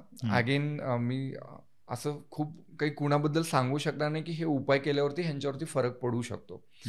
बट एक माझं ऑब्झर्वेशन असं आहे, समजा तुमच्या ईशान्येमध्ये टॉयलेट आहे किंवा आग्नेयमध्ये टॉयलेट आहे असं समजू आपण, किंवा नैऋत्येत आहे, तुम्ही जे प्रॉपर्टीमध्ये आत्ता राहता ना त्याची व्हायब्रेशन कलेक्ट करता, आणि जेव्हा तुम्ही नवीन प्रॉपर्टी बघायला जाता ना तुम्हाला ऑलमोस्ट सेमच प्रॉपर्टी भेटते. म्हणजे आग्नेयात इथं टॉयलेट आहे तर नवीन प्रॉपर्टीमध्ये गेल्यावर आग्नेयातच टॉयलेट असतो. हे विचारायचं होतं मला, हे असं का होतं बरं? कारण तुम्ही ते मी मग अशी काय बोललो की तुमचं सबकॉन्शियस माइंड ह्या वास्तूबरोबर कनेक्टेड आहे. तुम्ही तीच एनर्जी कॅरी करता आणि तुमच्याकडे प्रॉपर्टी पण तशाच पद्धतीचे अट्रॅक्ट होतात. जसं आपण लॉ ऑफ अट्रॅक्शनच्या गोष्टी घेतो ना, तर हे वास्तूमध्ये पण ती पॉसिबल आहे. ओके, ठीक आहे. तर ज्या पद्धतीच्या ऍटमॉस्फिअरमध्ये तुम्ही राहता त्याच पद्धतीचा ऍटमॉस्फिअर तुम्ही अट्रॅक्ट करता. एखादा सिगरेट पिणारा मुलगा आहे तर तो सर्वात अगोदर काय बघतो? सिगरेट पिणाऱ्या मुलाबरोबर दोस्ती लवकर होते. बरोबर. तसंच आहे जेव्हा वास्तूमध्ये पण तुम्ही येतो, तर तुम्ही चांगल्या गोष्टींना कनेक्टेड. चहा पिणारा मुलगा, चहा प्रेमी असेल तर तो चहा पिणारा मुलगा, अरे हा चल लगेच चहा घेऊया. ऑफिसमध्ये पण आपण बसतो जनरली असंच होतं ना, चल चहा घेऊन या. तर ते एकमेकांचे व्हायब्रेशन कनेक्टेड आहेत. सेम तुम्ही वास्तूबरोबर ज्या वास्तूबरोबर कनेक्टेड असतात ना, नवीन प्रॉपर्टीमध्ये तीच वास्तू येते. मग तसं नाही पाहिजे. तर जे एक्झिस्टिंग वास्तू आहे ना तिथं रेमेडीज करायलाच पाहिजे, तिथं उपाययोजना करायला पाहिजे. तर तुम्हाला नवीन वास्तू त्या पद्धतीने पूरक भेटेल किंवा नवीन वास्तू होण्यासाठी हेल्प पण होईल. आता बरेच लोक असतात की 10-10 वर्ष 12-12 वर्ष विचार करतात, अरे मला प्रॉपर्टी घ्यायची, पण होतच नाहीये.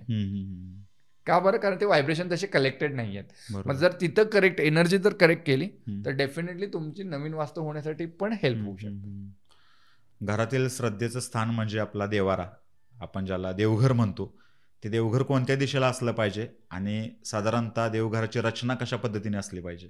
ओके. देवघर हा तुमचा श्रद्धेचा विषय आहे. ठीक आहे. ईशान्येमध्ये जे मुख्य दिशा सांगितली ते ईशान्येमध्ये आहे. त्यानंतर ईशान्येपासून पूर्वेपर्यंत जी दिशा आहे तर त्या ठिकाणी देवघर चालतो. उत्तरेमध्ये चालतो, उत्तरेपासून ईशान्येमध्ये चालतो. आता हा झाला एक श्रद्धेचा विषय. तर तुम्ही कॉमन जर आयडियल विचारलं तर ह्या जागेमध्ये आपण देवघर असायला पाहिजे. फक्त हे बघा की दक्षिणेमध्ये नसायला पाहिजे देवघर, आग्नेयमध्ये देवघर नसायला पाहिजे, नैऋत्यमध्ये देवघर नसायला पाहिजे. तर ह्या तिन्ही ठिकाणी जर असेल तर नुकसान होण्याचे चान्सेस खूप जास्त. जे मुख्य स्थान आहेत जसं तिरुपती बालाजी मंदिर आहे किंवा महालक्ष्मीचं टेम्पल आहे, जर तुम्ही ते बघितलात तर त्यांचं जसं आता मगाशी थोड्या वेळापूर्वी आपलं बोलणं झालं, जे सूर्याचे किरण आहेत तर ते चरणावरती पडतात, महालक्ष्मीच्या चरणावरती पडतात. इट मीन्स डायरेक्टली जो प्रकाश आहे तर तो पूर्वेला उगवतोय ना. बरोबर. तर मग जी मूर्ती आहे श्रींची ती कुठे पूर्व दिशेला तोंड करून आहे. ठीक आहे. तर मंदिराची रचना ही त्या पद्धतीने केली गेलेली आहे. तर म्हणजे मग तिकडे पश्चिमेला वास असतो का देवांचा, तो वास सगळीकडेच असतो. पण जेव्हा तुम्ही स्थान बनवता तर ते पर्टिक्युलर ईशान्य, पूर्वेमध्ये, पश्चिमेमध्ये बनवलं तर बेस्ट आहे. ठीक आहे. तिरुपती बालाजीचं मंदिर पण सेम आहे, पश्चिमेमध्येच दिसेल. जर तुम्ही तो स्ट्रक्चर बघितलात तर पश्चिमेमध्ये मेन मूर्ती आहे. तर अशा पद्धतीने तुम्ही रचना तुमच्या घरात करू शकता. स्वस्तिक काढण्याची योग्य पद्धत, बऱ्याच वेळा ते प्लास्टिकचे स्वस्तिक वापरले जातात किंवा दरवाजावरती स्वस्तिक लावले जातात. स्वस्तिक कुठं असलं पाहिजे आणि ते कशा पद्धतीचं असलं पाहिजे? अच्छा, आता तुम्ही जेव्हा लोकांना गाईड करता एखादी गोष्ट, ठीक आहे, समजा एखादी ही गोष्ट चुकीची आहे, ही म्हणजे ॲडिक्शनच्या बाबतीत असेल की मोबाईलचं ॲडिक्शन असेल, सिगरेटचं असेल किंवा कुठलंही ॲडिक्शन असेल, तर तुम्ही त्यांना प्रॉपर गाईड करता. बरोबर. एखादी गोष्ट की हे एवढं, एखादा मोबाईल आहे तो एवढा वेळ वापरा बाबा किंवा ह्याच्यापेक्षा जास्त वापरू नका. तसं सेम जे स्वस्तिक आहे ना, ते स्वस्तिक खूप पॉवरफुल सिम्बॉल आहे, सिम्बॉलिकमध्ये आहे. अगेन मी त्याच्यावरती जॉमेट्रिक शेपवरती मगाशी आपण जे बोललो होतो की तुम्हाला सिम्बॉल लवकर कळतात, कलर लवकर कळतात, तसं स्वस्तिक जे आहे ना ती एनर्जी लेवलला खूप जास्त बूस्ट होते. Okay okay. मग कुठली एनर्जी तुम्हाला बूस्ट करायची, कुठली एनर्जी पॉझिटिव्ह करायची, तर तिथं स्वस्तिक काढतो. मग घरामध्ये जो प्रवेशद्वार आहे, मुख्य दरवाजा, त्याच्यावर स्वस्तिक काढा. पण कुठं काढा? स्वस्तिकेच्या मध्यभागी. ओके. ठीक आहे. किंवा त्यात एक गोल्डन रेशो डिसाईड करा आणि त्याच्यावर काढा. ठीक आहे. आणि स्वस्तिक काढायचं कसं तर अष्टगंधने काढा. बरं. ठीक आहे. अष्टगंधने स्वस्तिक काढा. प्लास्टिकचे स्वस्तिक यूज करू नका. दररोज दरवाजा पुसा. ठीक आहे. स्वस्तिक काढा. उंबरटा पुसा, त्याच्यावरती फक्त हळदीच्या पाण्याने उंबरटा पुसून काढा. पण उंबरट्यावरचे स्वस्तिक काढू नका. उंबरट्यावरती कळत न कळत काय होतं, आपला पाय लागतो, लहान पोरांचे पाय लागतात. मग तो आपला श्रद्धेचा स्थान आहे, आपला श्रद्धा आहे त्या स्वस्तिकमध्ये. ठीक आहे. तर मग ते आपण नाही बघू शकत असं. ठीक आहे. तर ते टाळा शक्यतो. ज्या दिशेमध्ये, म्हणजे समजा आता पूर्व दिशेमध्ये असेल तर तुम्ही अष्टगंधाचं स्वस्तिक काढा. दक्षिणमध्ये असेल तर कुंकवाचं स्वस्तिक काढा. पश्चिमेमध्ये असेल तर विभूती जी असते तर त्याचं काढा. उत्तरेमध्ये असेल तर अगेन अष्टगंधमध्ये काढू शकता. तर अशा पद्धतीने तुम्ही अष्टगंध वापरू शकता. त्याच पद्धतीने डोअर मॅट येतात. ठीक आहे. तर डोअर मॅटची पण रचना अशा पद्धतीने करू शकता. तोरणची करू शकता. म्हणजे पूर्वेमध्ये जेवढे तोरण तुम्ही बांधताय तर ते शक्यतो आंब्याच्या पानांची, ठीक आहे, जे हिरव्या पानांची आहेत तोरणं, तर ते बांधा. त्यात मॅट जर खाली घालत असेल, डोअर मॅट घालत असेल तर हिरव्या कलरचं घाला. दक्षिणेमध्ये असेल तर शक्यतो रेड कलरमध्ये असेल. ओके. उत्तरेमध्ये असेल तर हिरवा चालेल, ब्ल्यू चालेल. ठीक आहे. स्काय ब्ल्यू कलर चालेल. आणि पश्चिमेमध्ये असेल तर करड्या कलरचं वगैरे करू शकता. सर, तुम्ही जसं सांगितलं की वास्तुशास्त्रामध्ये फक्त वास्तू बघितली जात नाही, तर त्या घरामध्ये राहणाऱ्या लोकांच्या कुंडलीचा पण प्रभाव त्याच्यावरती पडत असतो. कोणाची तरी कुंडली स्ट्रॉंग असते घरातल्या व्यक्तीची, आणि कोणाची तरी एकदम खराब असते कुंडली, किंवा खराब काळ चालू असतो. याला धरूनच माझा एक प्रश्न आहे. समजा एखाद्या घरामध्ये वास्तुदोष आहे आणि त्या घरामध्ये जर 5 लोक राहत असतील, पण त्या 5 लोकातली जर 4 लोकांची कुंडली स्ट्रॉंग असेल आणि एकाची खराब असेल, तर त्या चांगल्या कुंडलीचा प्रभाव वास्तुदोष जरी असला तरी त्या घरावरती पडू शकतो का प्रगतीच्या बाबतीमध्ये? 100%.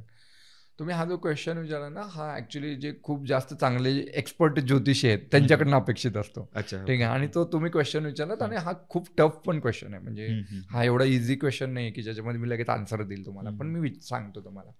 ह्याच्यामध्ये समजा 5 लोक राहतात. ठीक आहे. आता 5 लोकांना सगळ्यांना चॅलेंजेस येत आहेत का? नाही. कुणाला येत आहे? जो व्यक्ती आपल्याकडे, समजा घरचा कर्ता पुरुष आहे किंवा कर्ती स्त्री आहे, तर स्त्री आली तर ती म्हणते मला आरोग्य ठीक नाही आहे. बरोबर. आणि पुरुष आला तर तो म्हणतो की माझे पैसे खूप चाललेले आहेत. ठीक आहे. मे बी त्याचे पैसे मेडिकल एक्सपेन्सेसमध्ये जात असेल, किंवा हिचा आरोग्य, जे स्त्रीचं आरोग्य आहे तर ते काहीतरी एक वेगळ्या गोष्टींमुळे डिस्टर्ब झालेलं आहे, किंवा वास्तूमधले जमिनीखालची जी ऊर्जा आहे तर ती डिस्टर्ब आहे. दोघांची इंडिव्हिज्युअल जेव्हा पत्रिका बघतो आपण दोघांचे, तर त्या पत्रिकेमध्ये अनालिसिसमध्ये हे कळतं की हा दोघांची पत्रिका एका ठिकाणी जाऊन कुठे कनेक्ट होते. बरं. आणि ती पर्टिक्युलर दिशा डिस्टर्ब असते. हम्म. आणि त्याच्यामुळे हे दोन्ही पण वेगवेगळ्या गोष्टी ह्यांच्या चाललेल्या आहेत. मग जेव्हा आपण ती दिशा ठीक करतो तर दोघांच्या गोष्टी ऑटोमॅटिकली सॉल्व्ह व्हायला चालू होतात. ओके. आणि इन केस जर तसं नसेल तर समजा पत्रिकेमध्ये आरोग्य कोण देत आहे हे बघतो आपण. त्या आरोग्याच्या अनुसरून त्या दिशेमध्ये काय आलेलं आहे, काही क्लटर आलंय का, काही अँटी कलर्स आलेले आहेत का, काही डिस्टर्बन्स झालेलं आहे का, तर ते बघतो. जर ते असेल तर मग ते आपण रिमूव्ह करतो, त्याला रेमेडीज पार्ट करतो. रेमेडीज पण अगदी एकदम सोप्या म्हणजे विदाऊट तोडफोड होणाऱ्या रेमेडीज आहेत आपल्याकडे. त्यानंतर समजा कर्त्या पुरुषाचा फायनान्सचा असेल तर फायनान्ससाठी पण काही ऍक्टिव्हिटी सांगतो आपण. जेव्हा पण एखाद्या गोष्टींची कन्सल्टेशन घेतो ना, म्हणजे वास्तू कन्सल्टेशन जेव्हा घेतो तर फक्त वास्तूने त्याच्याबरोबर ॲस्ट्रॉलॉजिकल रेमेडीज पण आपण देतो. ओके.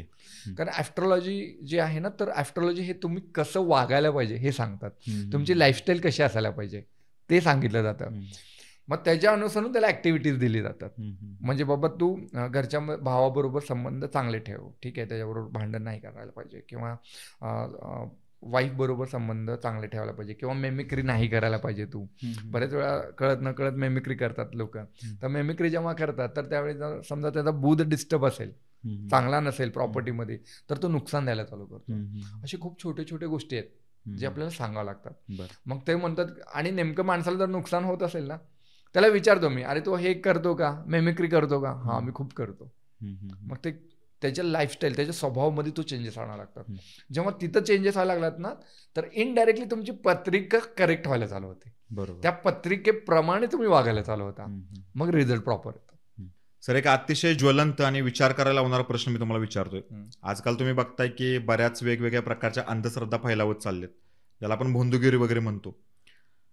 आता प्रॉब्लेम काय आहे की खास करून ग्रामीण भागात एखाद्या घराची अचानक प्रगती थांबते, किंवा त्या घरातील व्यक्तींची सडनली डेथ होते, मग सुसाईड सारखे प्रकार घडतात, किंवा अपघात होतो, त्यांचा अपघाती मृत्यू होतो, आणि ते घर कोलमडलं जातं, त्यांची आर्थिक प्रगती थांबते. मग अशा वेळी जेव्हा विचारणा केली जाते तेव्हा असं सांगितलं जातं की त्या घरावरती कोणतरी करणी केली, कोणीतरी लिंबू उतारून टाकलाय, किंवा जादूटोणा केलाय, काहीतरी बोवाबाजी केली. तर आपण जे म्हणतो ना की वास्तुशास्त्र, याचा या घटनेचा काही संबंध आहे का? ओके, प्रश्न खूप चांगला आहे. ह्याच्यामध्ये जसं तुम्ही सांगितलं की अंधश्रद्धा म्हणजे काय की ज्याच्यामध्ये आंधळी श्रद्धा ठेवणं, आपण नाही का, डोळे झाकून एखाद्या गोष्टीवरती बिलीव्ह करणं. अच्छा, ठीक आहे. एखादी गोष्ट समजा एखाद्या व्यक्तीचं एखाद्या घरामध्ये सुसाईड केलं असेल, किंवा एखाद्याचं डेथ झाली, ऍक्सिडेंटल डेथ झाली, कशीही झाली, मग त्याच्यामुळे ते घर पूर्ण खराब होतं का? तर नाही. किंवा त्या घरामुळे ते झालंय का? तर नाही. फर्स्ट, हे एक वेगळी केस आहे. दुसरी केस, जर एखाद्या ठिकाणी कंटिन्युअसली आत्महत्या होते, बरं, कंटिन्युअसली, जर इट मीन्स तिथं ते व्हायब्रेशन डिस्टर्बिंग आहे. काही केसेस आहेत माझ्याकडे अशा पद्धतीने, जेव्हा ते कंटिन्यू ते व्हायब्रेशन डिस्टर्ब असतात, त्या व्हायब्रेशन अलाइन जेव्हा करतो ना आपण, तर त्यावेळी ते जे घर आहे तर ते प्रॉपर परत अलाइंड होऊ शकतं. असं ऐकलंय का पर्टिक्युलर ठिकाणी भरपूर ऍक्सिडेंट होत आहेत? हो, ऐकलंय ना, ऐकलंय. मग आता ती जागा बाधित आहे का नाही? आता ती जागा बाधित आहे म्हणजे एक्झॅक्टली काय होतं, तर जर सायंटिफिक रिझन द्यायचं झालं तर अशा ठिकाणी मी म्हणतो की जिओपॅथिक स्ट्रेस आहे. जिओपॅथिक स्ट्रेस म्हणजे काय? जमिनीखालून जेव्हा पाणी वाहतं, खनिज वाहतं, वारा वाहतो, तर त्याची एक ऊर्जा तयार होते. त्या ऊर्जेमध्ये काय होतं, एक वलय बनतो. त्या वलयामध्ये जेव्हा पण माणूस जातो ना, तो त्याचा कंट्रोल सोडतो. जसं की खूप घरामध्ये एक, जर समजा तुम्हाला जीएस चेक करायचंय तर नॉर्मल तुम्ही जे तुमचा कंपास आहे ना तो घ्यायचा, असं एका लाईनीने असं चालायचं. एक हलकासा जर्क येतो त्या मॅग्नेटिक कंपासला, तर तो जो जर्क येतो ना, तर तो चुंबकीय आकर्षणामुळे असतो. ठीक आहे. तर ती लाईन तिथून ट्रॅव्हल करत असते. तर तुम्हाला कळतं की अरे हिथंच जर्क आहे. सेम हे पर्टिक्युलर जे रस्ते असे आहेत की ज्या ठिकाणी भरपूर जास्त ऍक्सिडेंट होतं, आणि तिथं मग बोर्ड पण लावले जातात की बाबा अपघाती वळण आहे, तर इथं वाहन सावकाश चालवा. तर जेव्हा हे कंटिन्युअसली जर जीएस तिथं होत असेल तर त्याला रोडला क्रॅक पण आलेला असतो. त्या रोडला क्रॅक झालेला असतो तेव्हा कंटिन्युअस तिथे खड्डे दिसतील. मग असं आहे का त्या खड्ड्यामुळे ऍक्सिडेंट होत आहे? तुम्ही रोड किती वेळा पण बनवा, तिथं क्रॅक जाणारच आहे, कारण तिची ट्रीटमेंट नाही होत. ठीक आहे. तर अगोदरच्या काळामध्ये जेव्हा गाईच्या शेणाने जेव्हा घर सारवायचे, ठीक आहे, तर ही अशी जी एनर्जी आहे ती खाली सप्रेस व्हायची, वरती नाही यायची. ओके. म्हणून अगोदरच्या काळामध्ये तुम्ही बघत असाल त्यांना असं कधी म्हणून ना मायग्रेन झालंय बाबा, हार्टमध्ये ब्लॉकेजेस आले, गुडघे दुखतात, असं कधी नाही ऐकणार. कारण त्यांचं ते जे लेपलिंग आहे ते दररोज चालायची. अगोदर सारवायचं, रांगोळी काढायची, ह्या गोष्टी चालायचे. आणि त्याच्यामध्ये काय होतं, असे बरेच त्याच्यामध्ये एलिमेंट्स आहेत की जे अशा बॅक्टेरिया झाले किंवा असे काही एनर्जीज आहेत ज्यांना ते वरती नाही येऊ देत, त्याला सप्रेस करतात. त्यामुळे ती वास्तू चांगली राहते. आणि इथं जे तुम्ही केस सांगताय ना, तर ह्याच्यामध्ये पण तेच सेम आहे. व्हायब्रेशन जेव्हा डिस्टर्ब होतात तर अशा वेळी मग तुम्ही वेगवेगळे याग सांगितले जातात, वेगवेगळे तुम्हाला होम सांगितले जातात. त्या होमनी, त्या यागनी काय होतं, ते पर्टिक्युलर घराची एनर्जी जी आहे तिला चार्ज करतो आपण. किंवा वास्तू शांत सांगितले जाते, तर वास्तू शांत करायला पाहिजे. प्रत्येक वर्षी केला तर जास्त बेस्ट आहे. ठीक आहे. एक घरातल्या घरात करा, खूप मोठं करू नका. लोकांना असंही वाटेल की अरे वास्तू शांत केल्यावर ते म्हणजे तो जो पण ब्राह्मण येणार आहे किंवा जो पंडित येणार आहे त्याला पैसे कंटिन्यू द्यावे लागतात, तो एक व्यवसाय. तो व्यवसायाचा दृष्टिकोन सोडून टाका. मी कुठली पूजा घालत नाही. ठीक आहे. मला जेव्हा वास्तुशांती करायची असेल मी वास्तुशांती करतो. ते जे होम होतं, जे हवन होतं, ते जे एक व्हायब्रेशन तयार होतात, ते व्हायब्रेशन तुमच्या भिंतीमध्ये स्टोअर राहतात. ठीक आहे. आणि त्याच्याने एनर्जी बॅलन्स होते. आणि माझं तर असं रिकमेंडेशन आहे की वर्षातनं एक तरी असं हवन करायला पाहिजे आपण. कोणतंही करा, मग त्याच्यामध्ये तुम्ही नवचंडी करा, ठीक आहे, त्याच्यानंतर शिवशक्ती याग आहे ते करा, गणेश याग करा, कोणतंही एक मोठा असा याग तुम्ही करायला पाहिजे, जेणेकरून तुमचे व्हायब्रेशन चांगलं होईल, एक पवित्र वातावरण तयार होतं. आणि हे करायला काहीच हरकत नाही. आणि जर हे करायला लागलात तर ते जे निगेटिव्ह थॉट्सवाले व्हायब्रेशन आहे ना, ते ब्रेक व्हायला चालू होतात. आणि कंटिन्यू एखादी व्हायब्रेशन कंटिन्यू येत असेल तर माणूस डिस्टर्ब होऊन जातो आणि मग तो अननेसेसरी कुठल्या तरी गोष्टींना बळी पडतो. ओके. एक अजून एक ज्वलंत प्रश्न आहे जो तुम्हाला मला अनुभव आला असेलच किंवा बऱ्याच जणांना अनुभव येतो. कधी कधी काय होतं, आपण म्हणतो की एखादा व्यवसाय वाढवण्यासाठी किंवा एखादा धंदा तेजीत चालण्यासाठी लोकेशन खूप मॅटर करतं. बऱ्याच वेळा काय होतं की एखाद्या चांगल्या लोकेशनला एखादं शॉप असतं किंवा हॉटेल असतं, पण ते अजिबातच चालत नाही. आम्ही एका वर्षामध्ये किंवा 2 वर्षामध्ये 5-6 त्याचे मालक बदललेले बघितलेत की एखादा धंदा चालू करतो खूप जोशात, 3 महिन्यानंतर त्याचा ओनर बदलतो, परत तो 2 महिने चालवतो, 2 महिन्यानंतर परत बदलतो. आणि कधी कधी काय होतं की त्याच्या म्हणजे मी तुम्हाला एक किस्साच सांगतो. मी कात्रज परिसरामध्ये राहतोय. तर कात्रज परिसरामध्ये एक असं लोकेशन आहे जिथे एक साधं शॉप आहे. त्या शॉपमध्ये एवढा बिझनेस होतोय, म्हणजे फूडचंच आहे, एवढा बिझनेस होतोय की तिथल्या ओनरांना सांगावं लागतं की आता संपलंय सगळं. आणि त्याला बरोबर एक लागून एक दुसरं शॉप आहे. तिथं मी माझ्या डोळ्यांनी गेल्या 2 वर्षांमध्ये 5 ते 6 वेळा त्याचे ओनर चेंज होताना बघितलेत. तर हे कशामुळे होतं? हे वास्तुदोषामुळेच होतंय का? ह्याच्यामध्ये काय, एक आहे जमिनीची ऊर्जा, मगाशी जसं सांगितलं. बघा 2 गोष्टी आहेत. एक, एखादा माणूस खूप धष्टपुष्ट दिसतोय तुम्हाला आणि तो थोडासा चालला ना तर त्याला लगेच दम लागतो. मग तो दिसायला कसा धष्टपुष्ट आहे, बरोबर. ऊर्जा आहे का त्याच्यात? नाही आहे. तो थोडा चालला की लगेच डाऊन होत आहे. पण एखादा एकदम काटक आहे, ठीक आहे, म्हणजे दिसायला काय असं खूप धष्टपुष्ट नाही, पण तो त्याला तुम्ही चालवा ना, तो किती पण चालतो, बरोबर, तो त्याला दम नाही लागत. पण त्याच्यामध्ये ऊर्जा चांगला आहे. ठीक आहे. दोन्ही गोष्टी मॅटर करतात. स्ट्रक्चरल, ज्याला आपण म्हणतो ना, ईशान्याला देवघर, आग्नेयला किचन, नैऋत्येला बेडरूम, हे स्ट्रक्चरल वास्तू झालं. दुसरी आहे ऊर्जा. त्या वास्तूमध्ये ऊर्जा कशा पद्धतीची, तिथे गेल्यावर तुम्हाला फील कसा होतो. ठीक आहे.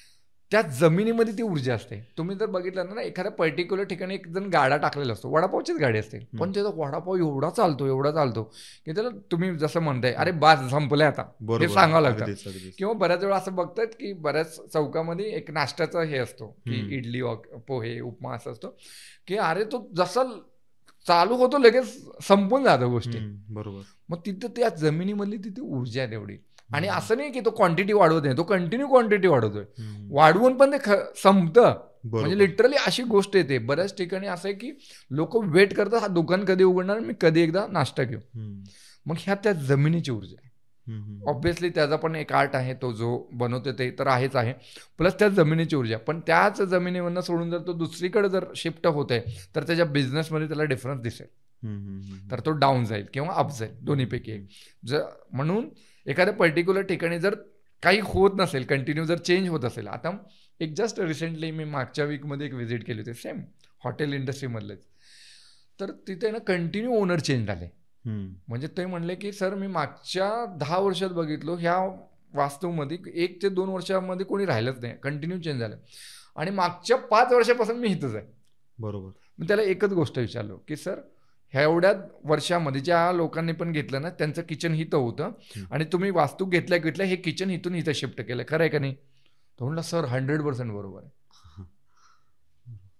म्हणजे तो किचन जो आहे तो मी मगाशी सांगितलं ना पर्टिक्युलर कमर्शियल अँगलला जेव्हा तुम्ही किचन शिफ्ट करता ना त्यावेळी त्याची एनर्जीच वेगळी होती आणि ती व्यक्ती फेमस आहे त्या पर्टिक्युलर बिर्याणी बनवण्यासाठी. बरोबर. ठीक आहे. तर हिथंच सोलापूर जिल्ह्यामध्येच ते शॉप आहे. ठीक आहे. आणि खूप चालतं त्याचं आणि त्याने आता मोठं हॉटेल बांधलेलं आहे आणि त्या हॉटेलसाठी मी व्हिजिटला गेलतो आणि प्लस ह्या व्हिजिटसाठी त्यांनी सांगितलं की सर हे असं आहे ह्याचं बघा काय आहे आणि चौकात आहे, मेन चौकात हॉटेल आहे. असं होऊ शकतं. मग त्याच्यामध्ये चेंजेस जसं इनपुट कंटिन्यू एकच यायला लागले आउटपुट एकच येणार ना. बरोबर. ओनर आला, ओनर काही चेंजेस करत नाही, ओनर तसंच चाललंय जसं आहे तसं स्ट्रक्चरल चालू आहे.